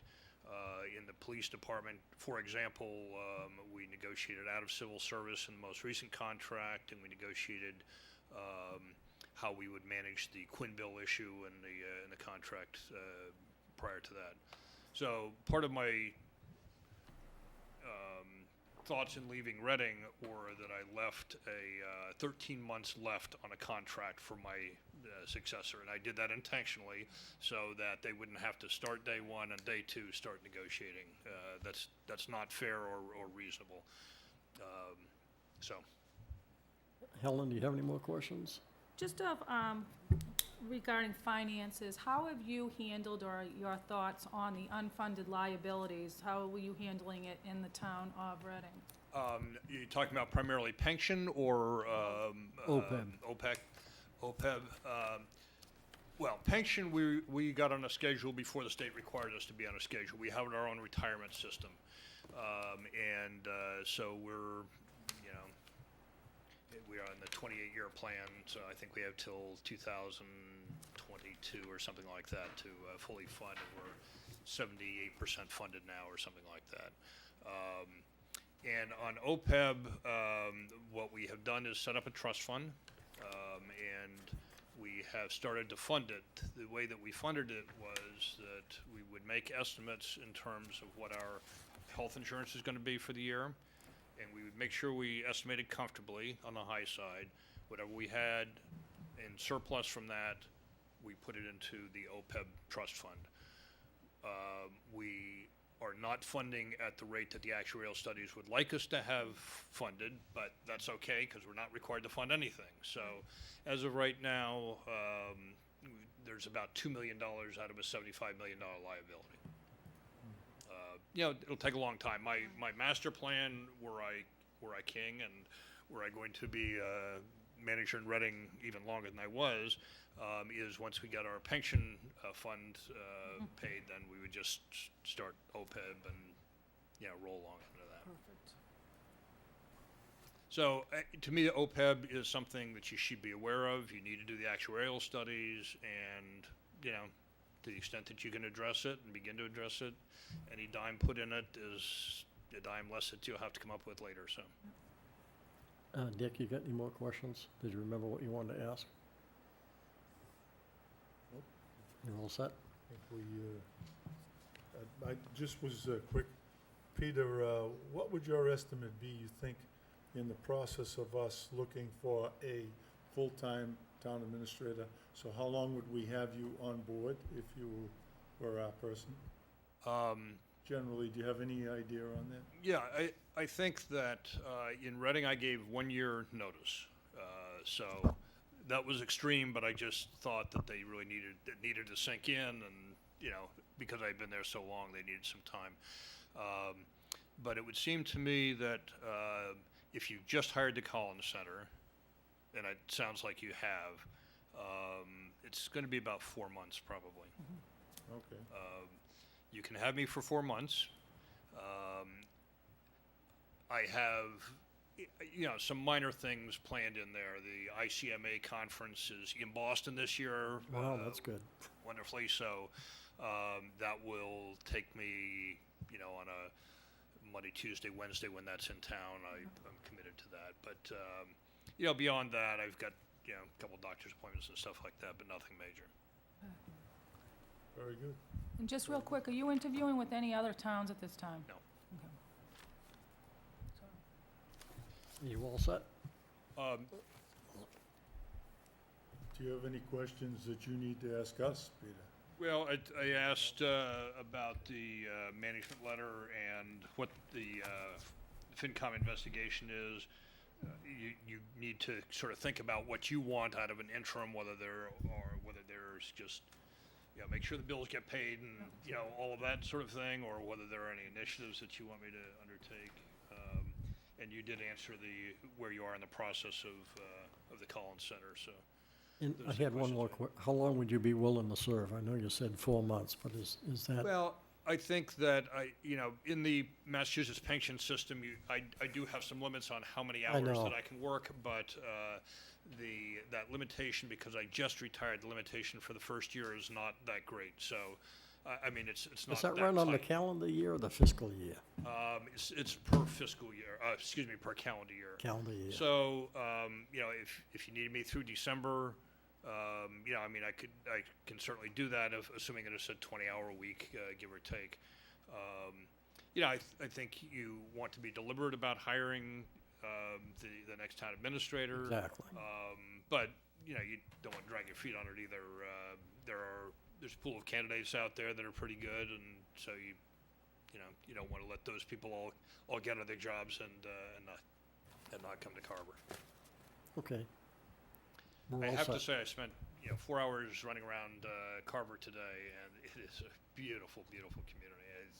There are more cranberry bogs and lakes, and you know, beautiful rural areas. It reminds me when I was a kid in Clarksburg.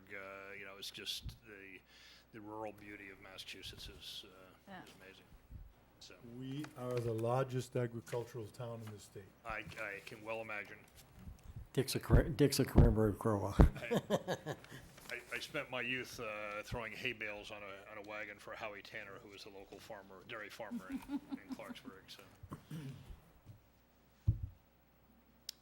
did you want the candidates to stay? Yeah, because we're going to take a vote tonight. Okay. Thank you. If you could. Thank you, Peter.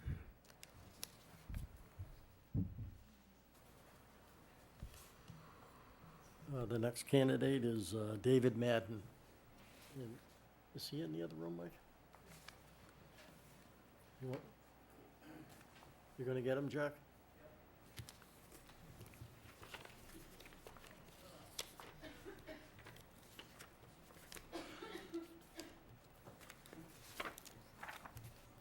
That's what I should ask. Good evening. David. Could you tell us a little bit about you? Oh, who's going to have, you're going to make the same statement? I suppose you should repeat it for each candidate. Sure. Good afternoon. Just to advise you of the process, what we're going to do is have you introduce yourself, talk a little bit about your experience, why you want to work here in Carver, and what it is you think you bring to the table. We'll then have each one of the selectmen ask you questions. And at the conclusion of that process, we'll move on to the next candidate. After we interview all of the candidates on the agenda, the board will enter its deliberation phase, and it's expected that they'll take a vote tonight. Okay, very good. Thank you. And I want to thank the board for allowing me to be here tonight. It's a pleasure to be here. My name is David Madden.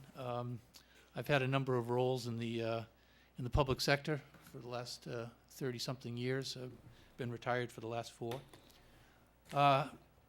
8 of those years, from 2000 to 2007, I served as mayor for the town of Weymouth. I was the first mayor elected after the change in government. Previous to that, I worked for 7 years as the fire chief in Weymouth and had been on the department for, I think, 23 years total. So I've worked, I've had the unique opportunity of working within a selectman town meeting form of government, and also had the opportunity to examine it and transition over to a mayor form of government as my role as Weymouth's first mayor. I think I could not have had a better civics lesson in the working of government than having to examine how towns work and how cities work, and how to transition over that. And that was a very aggressive, intense 18-month period that we were obligated to get that whole transition done. In addition to that, many of the things that I was able to accomplish during that time was creating departments that didn't exist. The Department of Municipal Finance with a chief financial officer. We consolidated the accounting, the treasurer, the assessors into one department, which I believe streamlined the process for many citizens and worked extremely well. And later on, worked with the school committee, and with their cooperation, was allowed to incorporate much of their accounting and record-keeping system into the town's accounting department, so that we minimized a lot of the duplication of effort that was done, whether it was accounts receivable or payroll or all of those things. We rolled it all into the town side.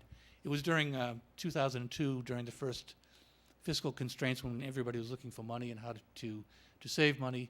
And I think our savings at the time was estimated about $150,000 if we were to consolidate, so we did that. Had a number of large-scale projects that I had during my term.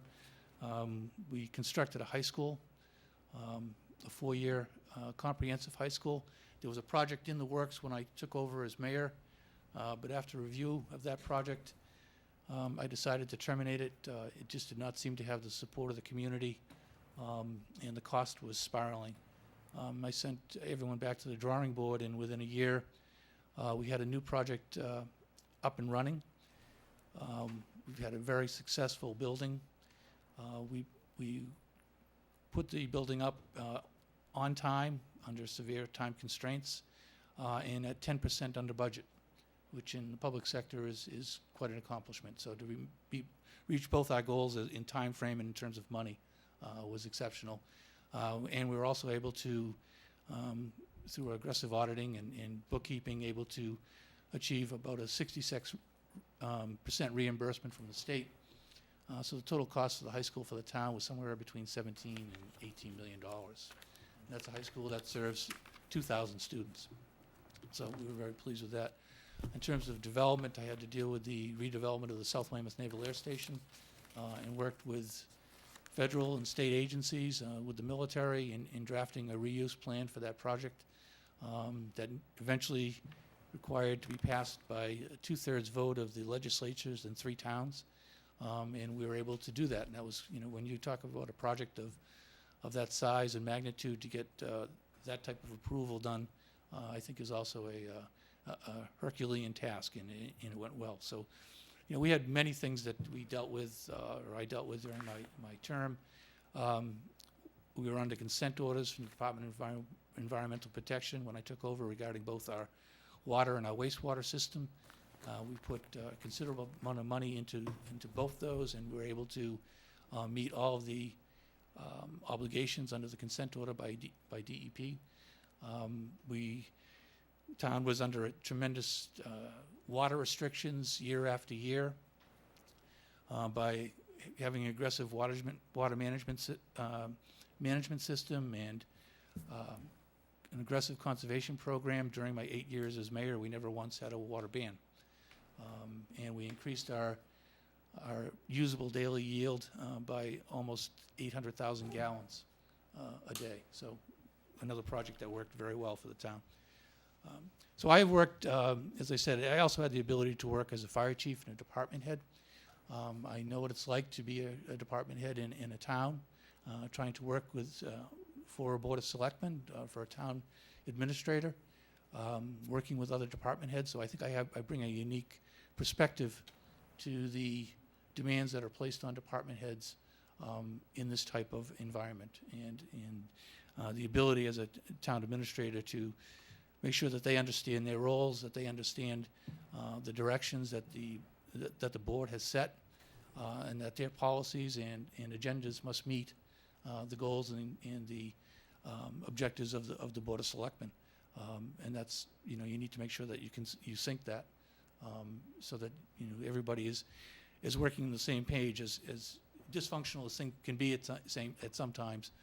If people know, I believe if people know where they're going, if they know where they're supposed to be, if they know where the organization is heading, they can align their goals with yours. And as long as they're given that clear direction, that lines are set, that the majority of people want to do a good job. And you set up that team environment. Not only do they want to do a good job for themselves, for the town, but more importantly, they want to do a good job for the other department heads and members of the community that they work with. And that has always been my approach as a manager or as an administrator, has been to develop that team approach where people will work together, that they understand each other, not only their own role, but the role of everyone else within the organization and how they interact and how their role is important to them. And that's been my management style throughout my career, and I think it's been very successful. So that's a brief outline of my history. I proudly served as fire chief for 7 years. I was president of the Mass Fire Chiefs Association during that time. Very active at the state level with legislation and things impacting fire safety, with getting funding for the State Fire Academy and things like that. So I think I have a very well-rounded background in the issue of public service. Helen, questions? Sure, I'll start. Very impressive. You mentioned in your cover letter that you implemented program-based budgets. Yes. With clearly identify the cost of services, et cetera. Can you just elaborate on that? Sure.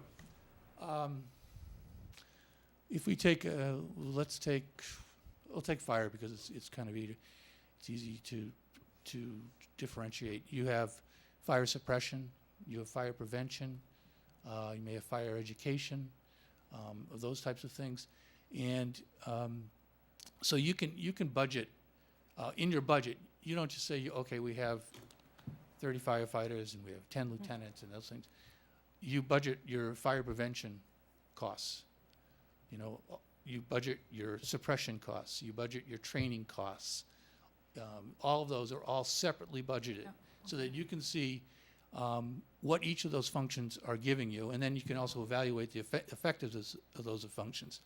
And where that's important, especially important, is when times are difficult and you have to make reductions. It's really easy, to say, okay, we're going to do a 4% across the board cut or a 2% across the board cut. But what you really, I follow as mayor, and I'm sure you find as selectman, is that, the important thing is setting priorities. And if you can see the costs of each function within police, with fire, building, DPW, whichever department you want to name, and how those costs are allocated and what they're going to and what the effectiveness is of each of those programs, then you can make a better decision of where your priorities are. So that's how we did. Our budget was based on those programs-based budget. So it's like a drill down within each department budget. That's right. That's basically how you did it. Right. Okay. Each department is broken down into the function. You look at the function within the department, and if that takes manpower or you know, costs or whatever. Those are all broken down by that function. Excellent. And then the other question is, I'm sure you've learned a little bit about Carver and what's going on. So being as specific as possible with your experience, over the next 6 months, what would you say are the critical issues that an interim town administrator would be challenged with, and how would you go about it on your first day? First off, I always think it's important to step in and get very familiar with the people that you're working for and who are working for you. Getting to know the people who are here, not only as elected members and employees, but the people that are active in the town. One of my challenges as mayor was that, you know, I was given the responsibility of actually eliminating or reorganizing, I think it was 43 separate boards and committees that I had to address. And people told me I was crazy to be the first mayor because you're going to upset all these people by having to deal with all these boards and committees and not having things to do with them. But I really felt it was important to make sure that you allow people to continue to participate in government, you know, and not to, you know, close it out, which you can do a little bit as a mayor. But you know, for me, it was important to allow the people that are here, that are going to planning board meetings, that are members of conservation or any of those committees, that you find a role for them, and you encourage their input, and you allow them to participate in government. I mean, that's especially in a town. That's how we're established. So one of my things would definitely be to continue to promote that type of participation in the government.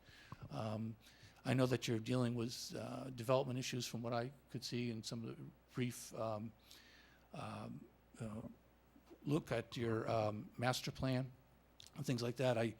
As mayor of town of Weymouth, we drafted a new master plan for our community. I served on the Metropolitan Area Planning Council, which part of our function was to review large-scale projects that were going into communities, understanding the impacts that they have. As mayor and also as my member of that board, I'm a strong advocate for smart growth and looking to develop your village centers. And one of the things I'm proudest about with the plan that we developed at the airbase, it's 1,500 acres. There are, I believe, 1,855 housing units, over 2 million square feet of commercial space. But of those 1,500 acres, 70% will remain open space or recreational. So learning to, you know, that developers focused around the infrastructure that's in place. We have a commuter rail station nearby, so, you know, you look to put things near there, and, you know, you work in your community centers, and you try to get people.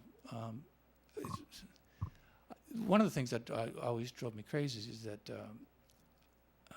we almost work against ourselves. For some reason, people don't want more people. But if you don't get it, you know, people are what make a community, you know, make its vitality. And the challenge is to get them in the right places, you know, or get the right mix, you know, whether it's, you know, your housing, your businesses, to get away from the sprawl and those types of things, and being able to put those things where you can deal with the impacts of traffic, or water, or wastewater, and all those things.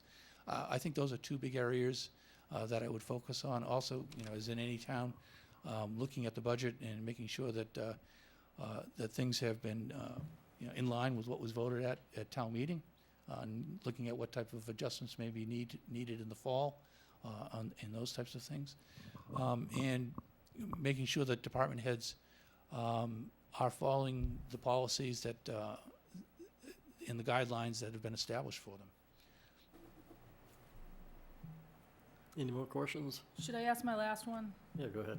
About the unfunded liabilities? I'm just curious, as mayor of Weymouth, how did you handle, or your feelings of what should be happening with the unfunded liabilities that are happening to the towns? For the pension and both of them. And health insurance. Obviously, it's a problem that's especially health insurance. We've been on a schedule year after year to try to deal with the pension unfunded liability in Weymouth in terms of appropriating that. The date keeps gets moved back and back and back that you have to meet that by.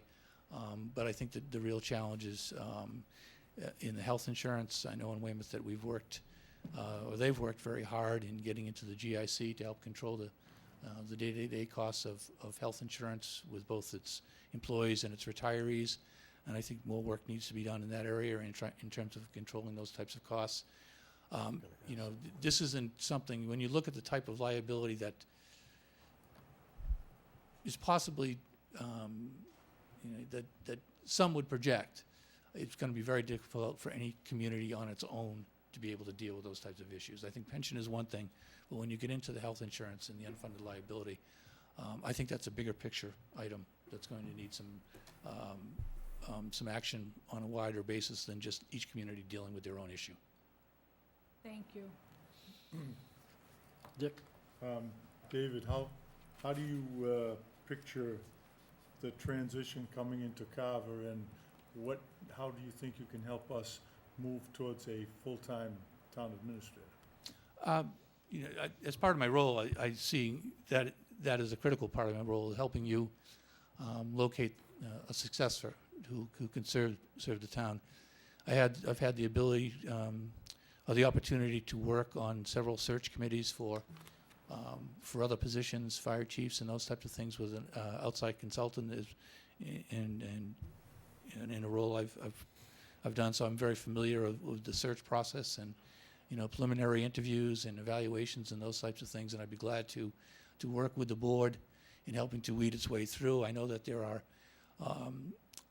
organizations out there that can certainly help at a minimal cost to find candidates or promote candidates.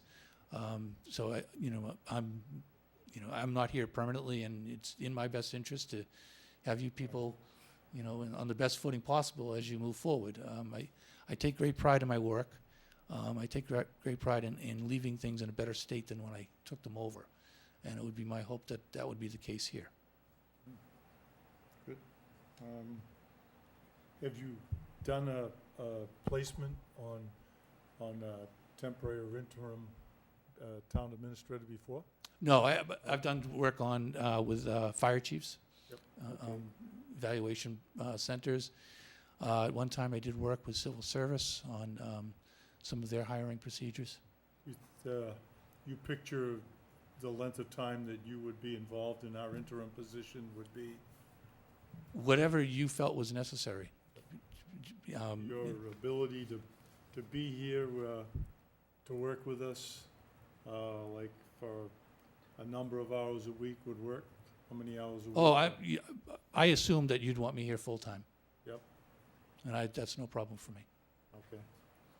I will say I have 1 week scheduled, I believe, in the end of July. But other than that, I would anticipate that there would be a full-time 40-hour-a-week or plus job. Well, we haven't decided yet, so. I went into it with that. Yeah. So that, you know, if it's less than that, that's fine, but I just. So we get a range of hours to deal with then. Right. Anything else, Dick? Good. Same question I asked the other candidate was collective bargaining experience. Yes, I've extensive collective bargaining experience, pretty much again at all angles. As a young firefighter, served on the executive board for the union when we were negotiating contracts. As fire chief, I served as management's representative on the bargaining committee. And then as mayor, obviously, I was responsible for the overall, bargaining for the town for all of the units. I've had very successful negotiations. I've had negotiations that have gone to arbitration. I've had extensive experience in handling grievances and the grievance procedure, all of those issues of human resources. I try very hard that bargaining and even grievances are not necessarily a reason for conflict. And I remember when I took over as fire chief and the union would come in with a grievance, and And they would be like, you must be upset that we're grieving this. I said, no, I mean, you read the contract one way and I may read it another, and it's just a matter of let's see if we can come type of agreement, and if not, then we'll ask someone else to do it. It doesn't have to be a personal matter. It's just an interpretation of the contract. Sometimes that's easier said than done, but that's the way I always try to approach it. And I had a very good relationship with my union. One of my favorite statements was when I was running for mayor. Obviously, a union has a chance to help you or kill you when you're running for office, and they described me as tough but fair, and I don't think I could have asked for a better recommendation. And but in terms of collective bargaining, I've been in dozens and dozens of collective bargaining. So when you were fire chief and you ran as mayor, they described you as tough but fair. But then after you were mayor, didn't you go back and become fire chief? Yes. How did they describe you then? Not After very you had nicely. been mayor. Not very nicely. Yeah, but it was a whole totally different issue.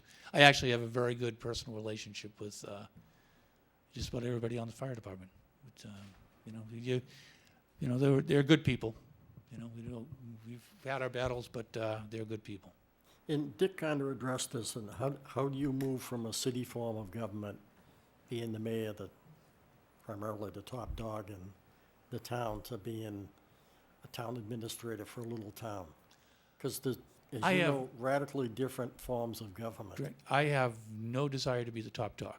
So that's one of the reasons that I can do this. I was for 8 years. I chose voluntarily at the end of 8 years that I had had enough of that. Mm-hmm. But I love managing. That's more my forte, and that's what I like most about the job when I was mayor. I certainly understand my role here is to ensure that the policy and directions that the board set are followed out. It is not my job to set policy, and that's yours. And I certainly understand the division between that and the position of the town administrator. I worked for a very effective town administrator for a number of years. So he set a good example when I was fire chief. Who was that? Russ Connor, who was in Weymouth for a number of years. And I thought he did a very good job. And so I've seen it. I've attended many, many, many boards of selectmen meetings over the years. So it's not something where I'm trying to come in and run things. That's not the case at all. It would be my intent to come in and manage the town to the best of my ability, make sure that things run smoothly, and we set it up for in a manner that the next person who comes in has a good working environment to take over. Now, you have your own private company after you left as mayor. Yes. And so, do you deal with little towns? No, I haven't. What's that it much. really do? What are your primary?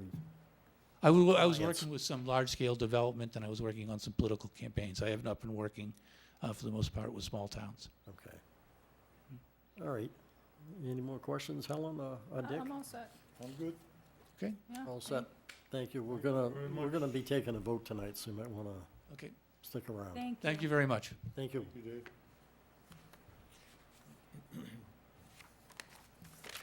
Yep, there goes Jack again. It's getting cold in here. You know what, I'm gonna grab some water.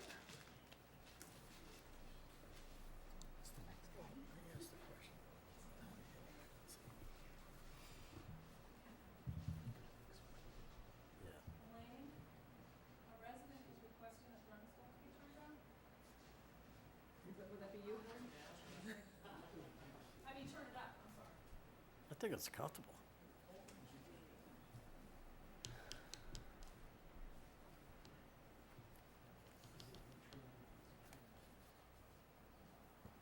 Good evening. I'll just have the town council explain the procedure one more time.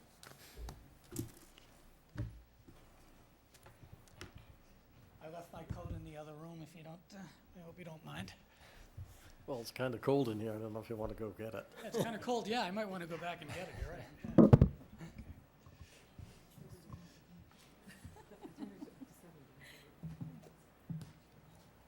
All set, Helen? We are on, yes, I'm sorry, thank you. Good evening. Everyone else has heard this, but I'll just go through it one more time. What we're going to do here tonight is have you introduce yourself, describe your experience, explain to the board why you think you're a good fit for the position. We'll then have each one of the board members ask you questions. When that part of the interview is complete, the board will move to its deliberation phase. They'll talk amongst themselves. They'll pick one of the candidates that interviewed here tonight and take a vote. Simple enough. If I may, on a follow, Counselor, when I begin to talk about myself, how much airtime do I burn? Because questions will follow. I don't want to jump into those. Is We've it been basically average- describing my experience? We've been averaging about half an hour per candidate, so you can Well, all I gauge it need from to there. know. Total questions. and That's all. all I need to know. Yeah. 'Cause we're going to take a vote tonight, so, Okay. I begin? yes. You may begin. Okay. Thank you for inviting me here tonight. My name is James Purcell. I'm a resident of Mendon, Mass. I am a retiree from municipal service. I served 36 years in full-time public service. 27, almost 28 of those in a chief executive officer capacity, either as a town administrator or a town manager. Due to some family health problems at home, I did retire at the early age of 57 in order to be home at night. 85 to 105 night meetings per year can be a strain on anyone, but particularly when there are health problems to deal with. So a short time later, I became an associate at the Collins Center for Municipal Management out of UMass Boston, and I've had the very good fortune of having served as either an interim town manager or interim town administrator on 3 occasions. In North Andover, Massachusetts, I was the town manager. In Sherburne, Mass, I was the town administrator, and most recently, the town manager in Ashland, Massachusetts. I think those experiences as an interim, not quite sure the backgrounds of the other applicants, but I think that may be one of the distinguishing characteristics between myself and them.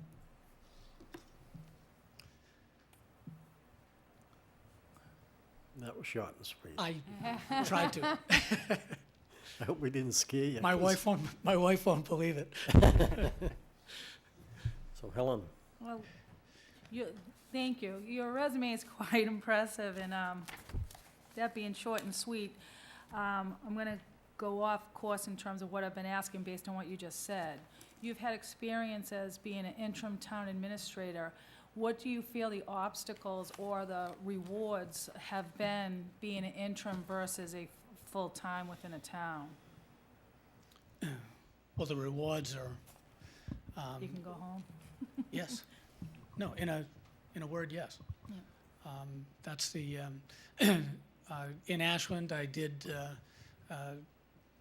take them through their annual town meeting in May, that my stay there was extended because there were extenuating circumstances.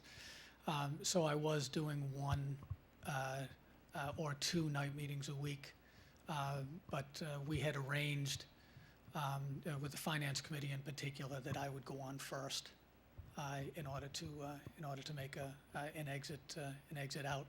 But otherwise, there are no restrictions. A lot of personal rewards. Some of the things that we did in those 3 towns were very gratifying. But the difference is obviously between full-time and the interim stints is time, is family time. And obstacles? I can't name one. Okay. In regards to your resume, when I was looking through it, you mentioned that you proposed and administered long-range goals and policy directives to ensure the financial health of the town. Can you just elaborate on that a little bit? Sure. I remember in the early 90s, having gone through a very long conference with representatives of Standard & Poor's, and I learned then about the need and really the utility of sound financial policies. Policies that will sustain you through changes in administrations and yet that are, flexible enough to be changed on occasion so that you could recognize things like OPEB obligations and the like. So beginning in the early 90s, or in the 90s with the towns of Leicester and the town of Norton and in Sherburne, we started from scratch. We got by consensus, this takes a number of months, finance policies and procedures put down in place. So I have those documents available upon request, of course. That's great, and you alluded to OPEB, and I had asked a question of the other candidates in terms of unfunded liabilities. Was there a policy put in place to deal with that, and what are your feelings on how a town should be handling the unfunded liabilities at this point? It's kind of a moving target right now, the whole OPEB issue is, but last fall in Ashland, we did establish a special purpose stabilization fund. Our free cash certification came in, was very healthy, and we, at the November 7th special town meeting, we put $400,000 into the OPEB special purpose stabilization fund. Remember now, I'd started there in October, and we got that done in November, and there was really very little time. A trust fund really ought to be set up, for that sort of thing, and we didn't have the institutional knowledge, much less the time to reach an organizational consensus on establishing a trust fund.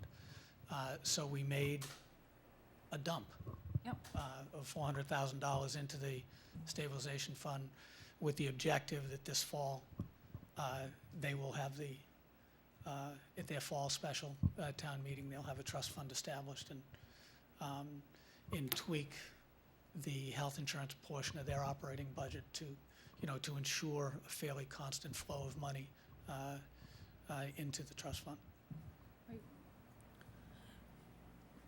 Anything else? You all set? One more. Okay. You mentioned that you supervised, contracted, and annually evaluated all appointed general government department heads.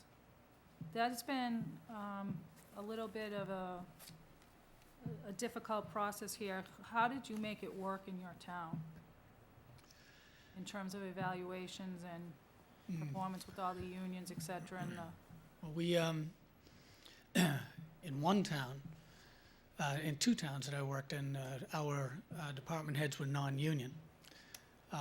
And we did, by town bylaw, expand on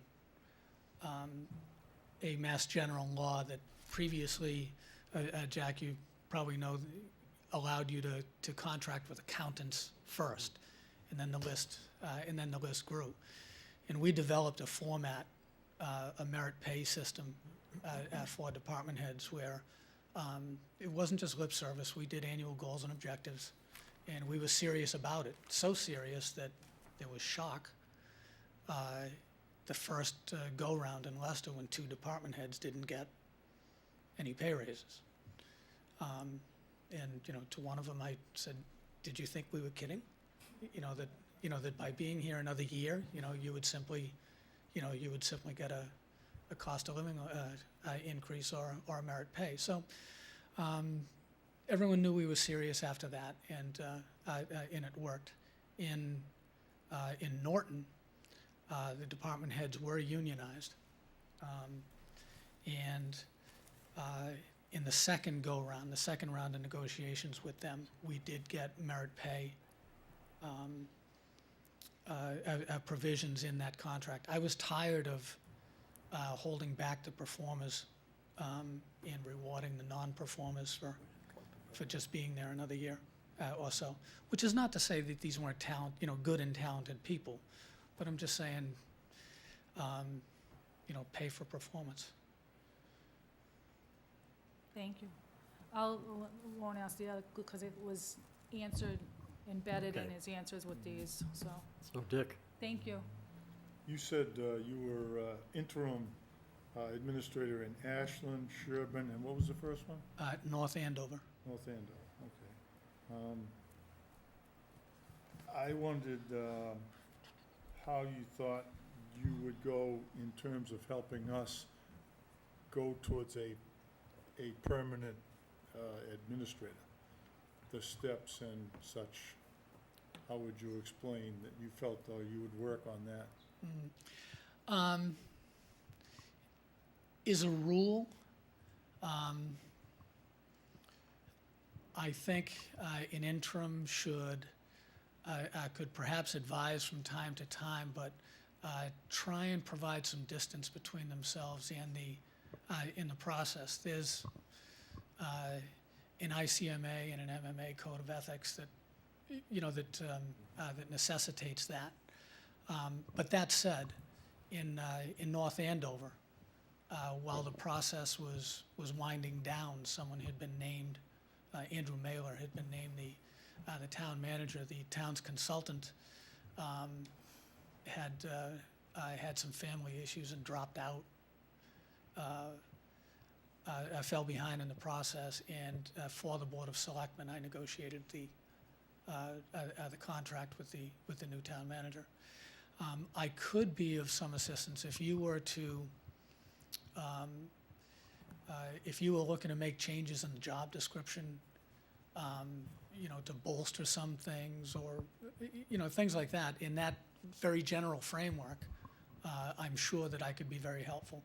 But I think once the applications and things start coming in, I don't think it's appropriate really for the interim to even attempt to play kingmaker or to try and influence the process. I don't think it's right.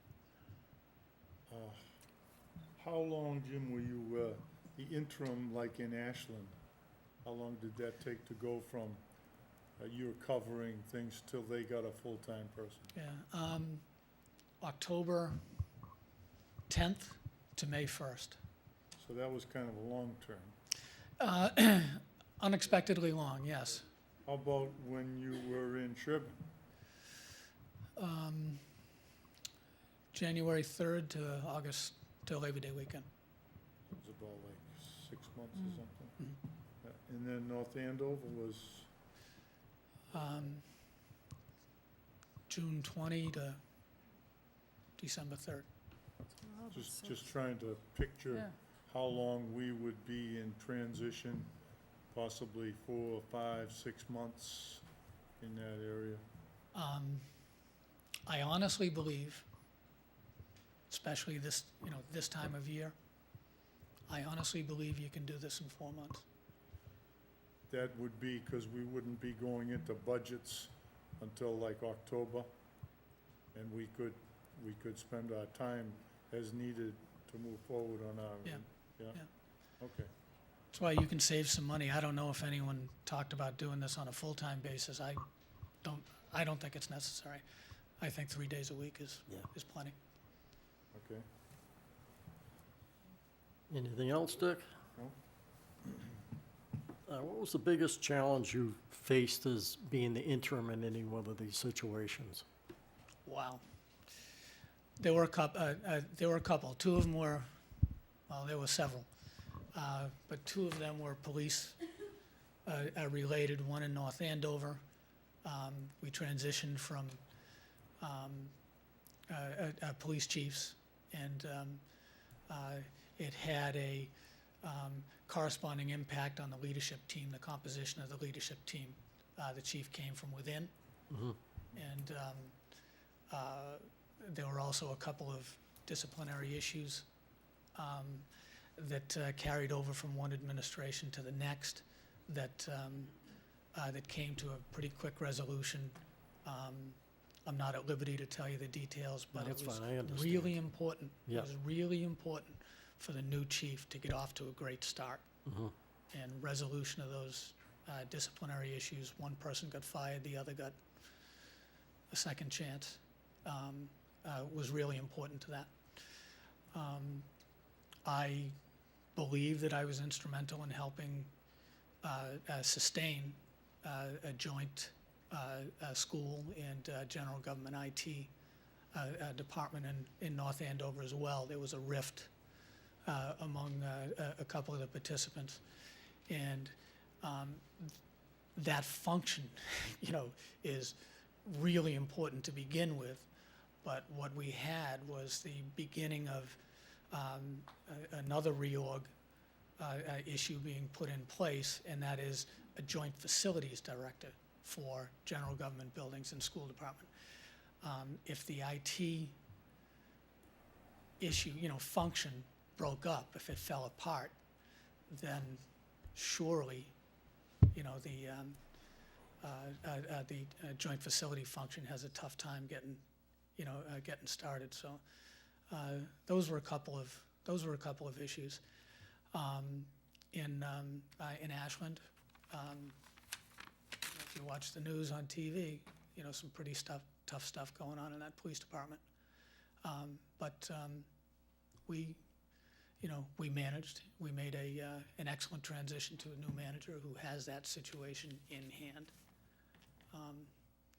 Now, I know you received a lot of information, or looked for a lot of information about the town of Carver, so I was just wondering if you've identified an important issue that you think that you can address for us, Well, if you make the appointment. Well, let me tell, if you were good enough to extend an offer of employment to me, I would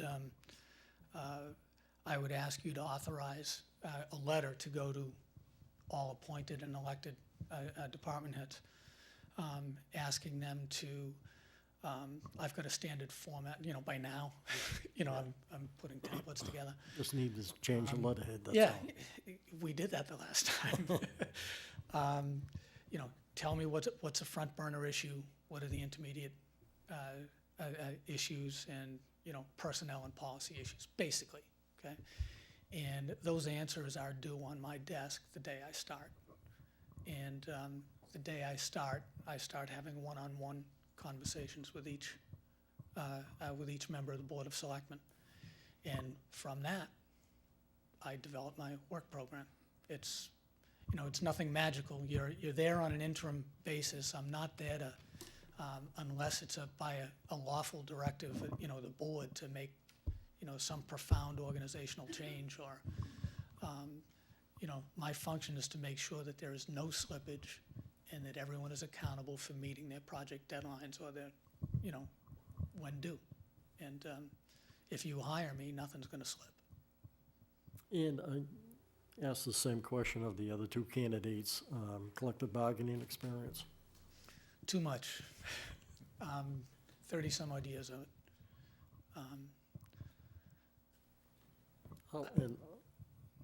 How long would you be willing to serve? I know we're talking about 4 months to 6 months, but, I've got I am constrained. As a retiree, I can work 20 hours a week. Well, something like that. Yeah. Something like that. So, and I've got a family wedding on the West Coast in September.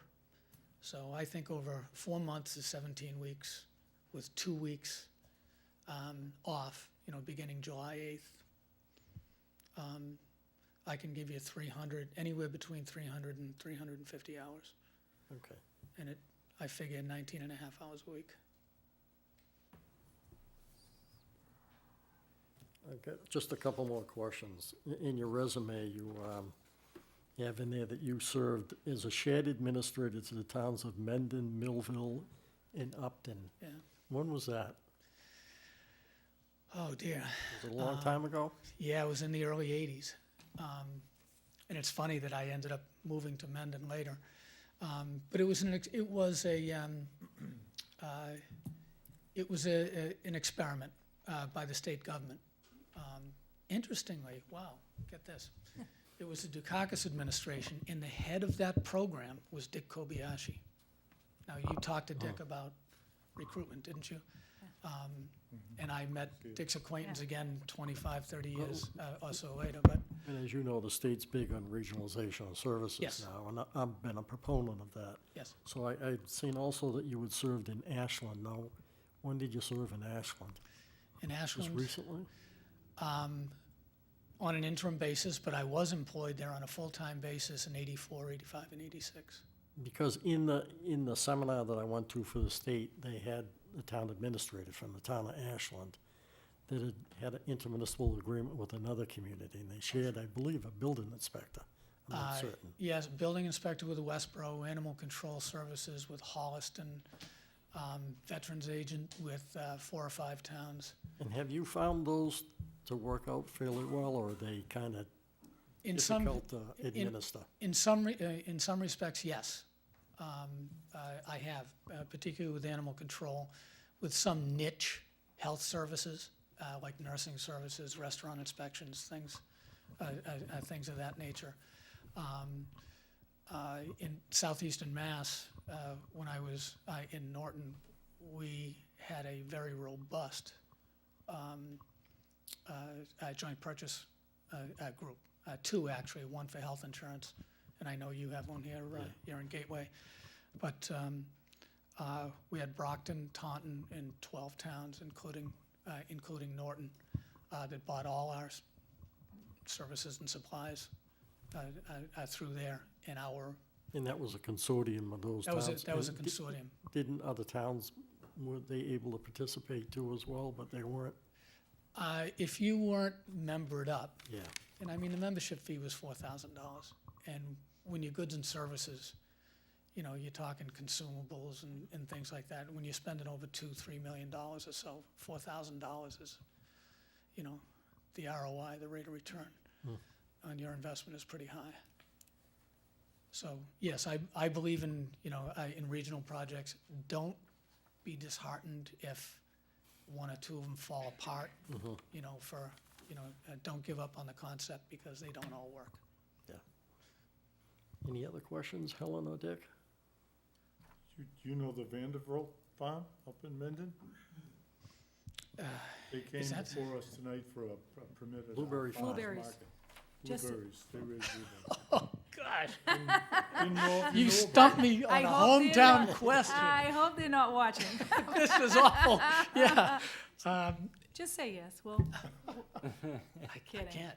I know. My face would Good turn red. answer. I would like to, if I can have just a short follow-up. Sure. I think I'm still within my 30 minutes.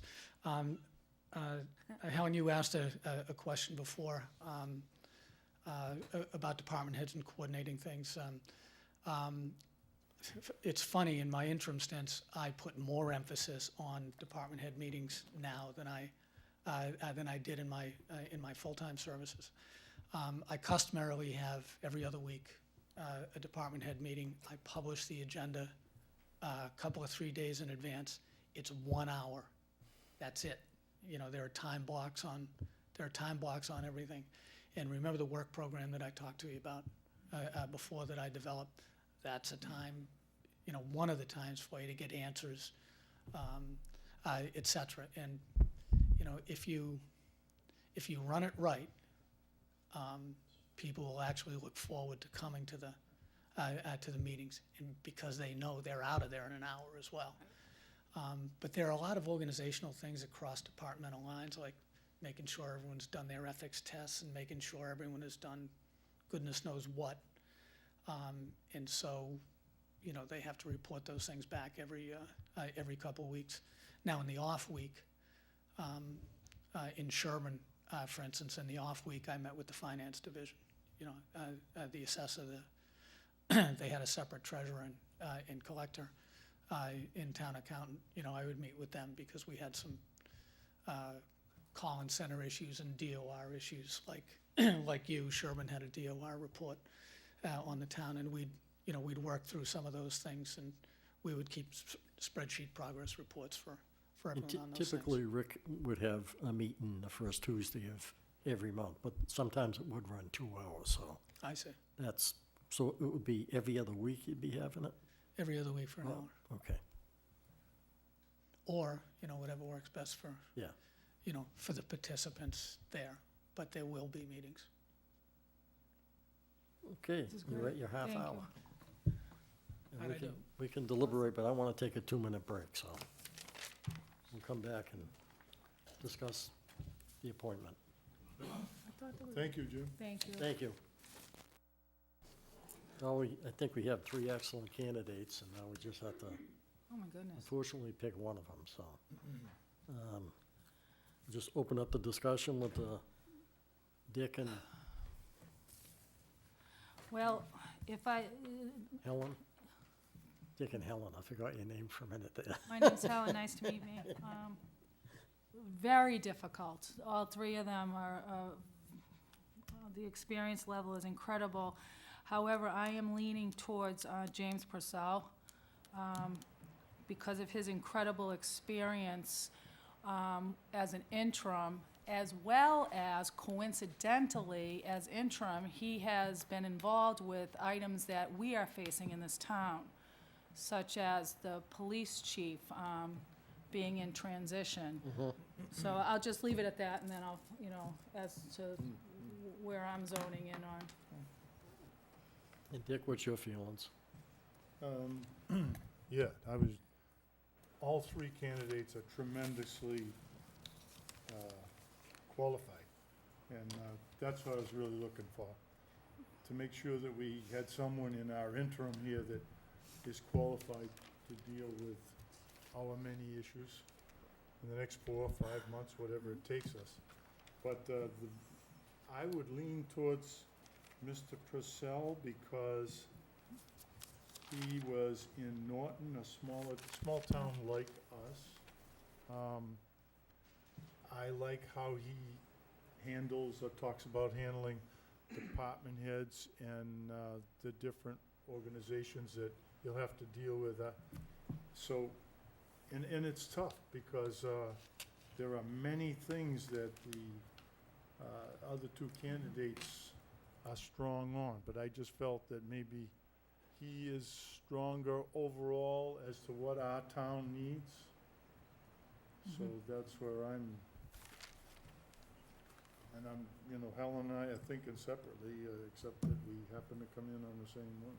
And likewise, and all 3 of them, like you said, they all have their strengths that they could bring to the town, but I also agree with Mr. Purcell too, because of just what you said, a community just like us, and he's worked in other communities, and what I like about him is that he has experience in regionalization, working with shared administrative positions and some of the other ones there. So, And with that being said, And he also already has a process in place as being an interim administrator, so he doesn't have to feel his oats. Is that a proper saying, that in terms of getting acclimated to being, is that the right saying? I'm sure that you will all let me know if it's not. But he already has a process down in terms of how to handle being an interim administrator. He's done it before. He's done it Yes. before, Yep. so. I mean, he's ready to step into the shoes, hopefully right away, and serve out pretty much the timeframe that we need to bring a permanent position in here. And we do have some issues that he can address, like I had said before, a couple of the union issues, and another very important appointment we're gonna have to make would be either an interim police chief or a permanent police chief, so. Why don't we take a vote then? I need a motion. I will make a motion to, Excuse me, Mr. Vice Chair? Nope. Could I recommend a form of a motion for you? absolutely. I knew I brought him here for something. This is I'll second whatever. Now, why didn't you start at the top line? Is this just an attorney thing? Yeah. Okay, I move that we appoint James Purcell to serve as interim town administrator for a period of no longer than 6 months, subject to successful contract scratch negotiation and and to direct town council to negotiate a contract and report back to the board at its next meeting. Sounds good to me. I second that motion. Okay, motion made and seconded, all in favor? Aye. Aye. Aye. I was wondering how Unanimous. we were going to approach the contract and all that, Greg, so that motion kind of answers that question. That's good. Sure, and if I could just throw this out there for the board if it wishes, we could have a brief executive session at this point, if you wanted to just talk about some basic terms to get me started with. Yeah, I agree with that. Do you, And you what's can the do form of that the in motion? regards to open meeting law? I think that's something that can be done within the scope of the notice that was published, Okay. where it says discussion and possible vote, Ray hiring an interim town administrator. Okay.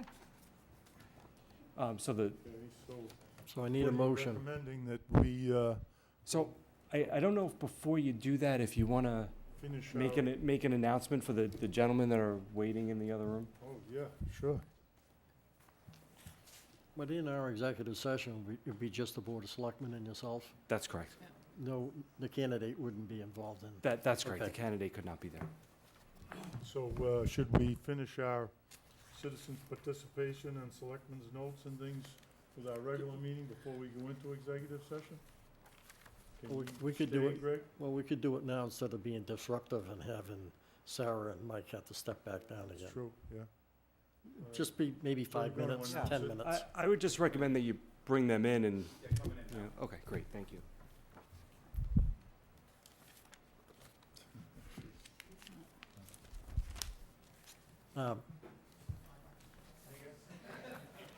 The Board of Selectmen voted to select James Purcell as the interim town administrator. And not that it was easy at all. It was. We really appreciate your interest. It's a tough decision to make, and Ma- you're all very well qualified. We are honored Yeah. that you three gentlemen pursued this position. Yeah. And we really appreciate, and we appreciate all your expertise and your time. You were tremendous. Yeah. Thank you very much for Thank you taking the so time much. to come down here.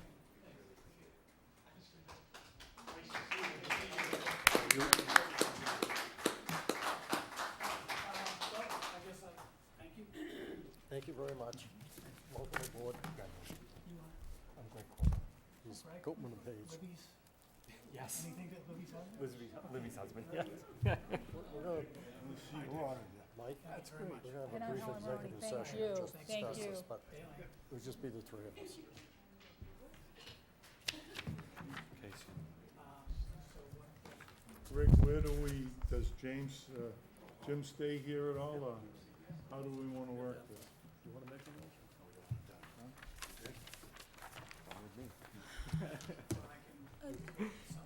I think that we're gonna have you, We're gonna go into that Greg. now. does Jim stay? He can Not stay for during the rest of the executive meeting, but he session. cannot join us in executive session at But this should point. he gonna go wait into for us till executive after session. executive session, or should we contact him after the fact? It would wanna probably be just wait best around if I give him a Contact call him. after the Yeah. fact. Yep. Yep. Yep. Thank you so much. Dick, you're gonna make that motion? Yeah. We'll see you very soon. 5? You need to go visit Vanderbilt Farms. I promise. We pinky swear. They came in for a wine tasting permit. I'm making this motion. Yep. I'm having trouble reading it. Are ya? Give it to Helen, she can read Ellen it. knows how to read my writing. Scribbling all, yeah. I move that we enter executive session for purposes of discussing contract negotiations with non-union personnel because discussing the matters in open session will have a detrimental effect on the town's negotiating position. Is there a second? Do we want to finish the meeting first? No, we wanted to just run into this quickly Yeah, and then Jack- come Jack- back and finish. the- Jack just told me that we're discussing that for the new town administrator, so it doesn't apply to, No. So Other you unions. both can be involved. I don't know. No, we're still discussing Yeah. the town administrator contract. And I guess to make it clear, that should be part of the motion, contract negotiations with respect to the new town administrator contract, interim town administrator Take us maybe contract. 5 minutes. If and we we'll get over it. held on that motion, Mhm.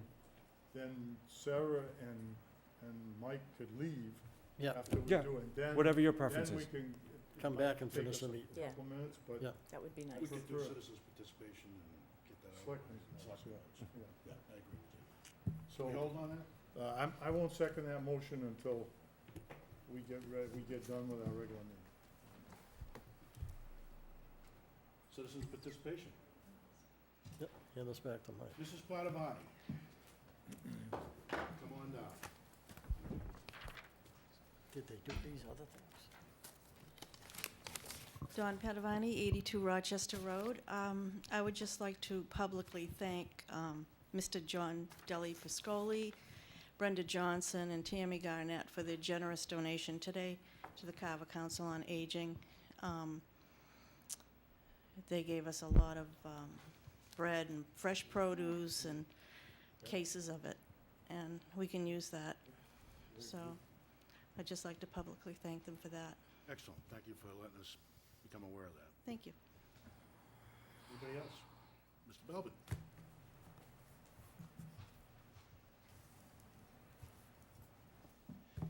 Robert Belbin, 26 Gate Street. I just wanted to briefly discuss two things. I'll take the first one here because it just came up.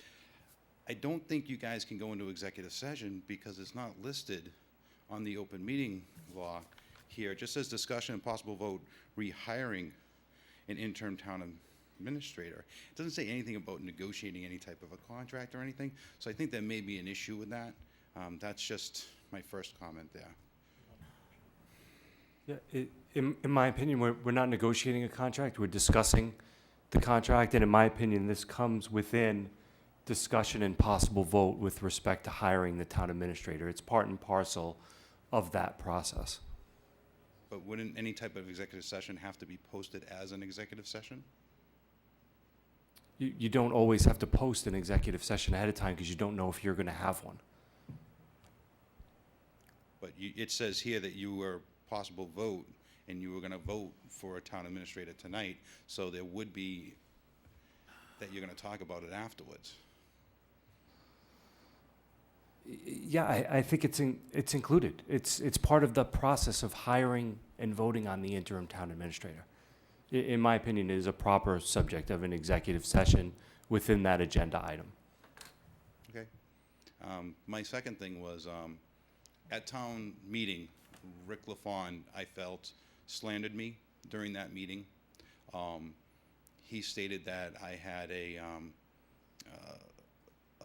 violation, and I have never been notified of ever having any violation in my house, which really concerns me.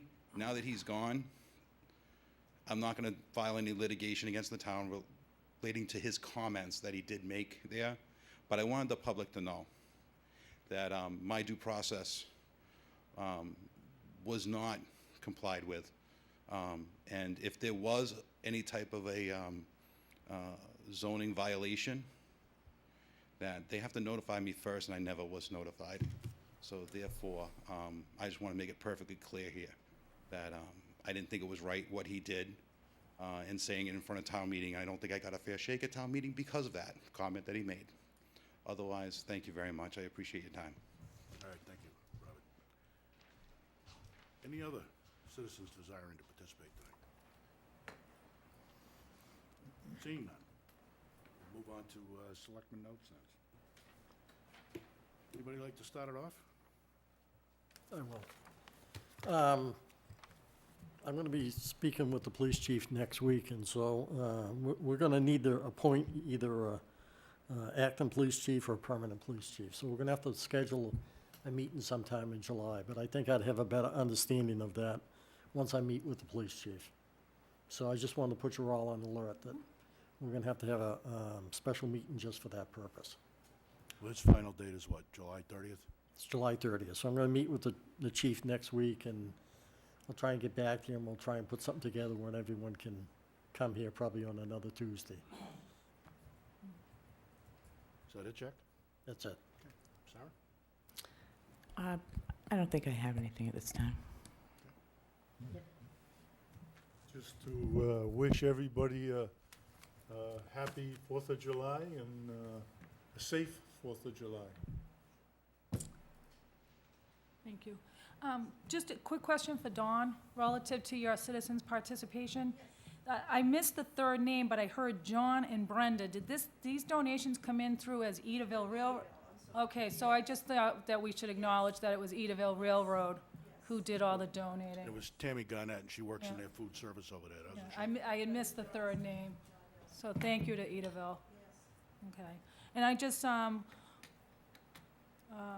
to say that to have a very wonderful 4th of July, and that we are taking all of the prevalent concerns with the town, and that, as you know, you see that if we need to meet, which we will be meeting, that the town comes first and then our vacations, at least in my opinion. So, not to worry, we're working on the police chief and the interim town administrator we solved tonight. So, good things are happening, and happy 4th of July, and God bless everybody.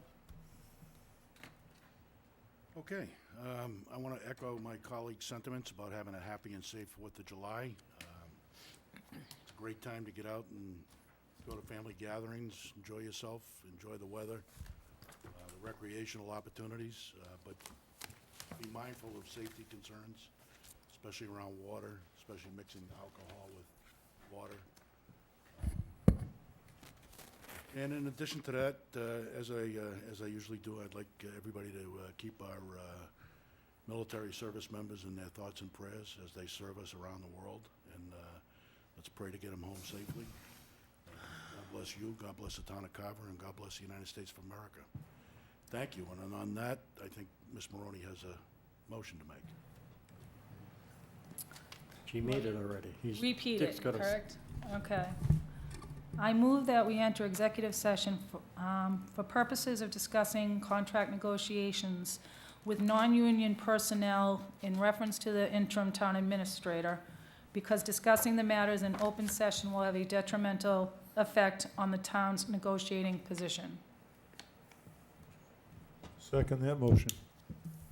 And I'd like to recuse myself, Elaine. And I will too. Motion made and seconded. All, not to return to open session. Not to return to open session. Made and seconded. All in favor? Hand count. Aye.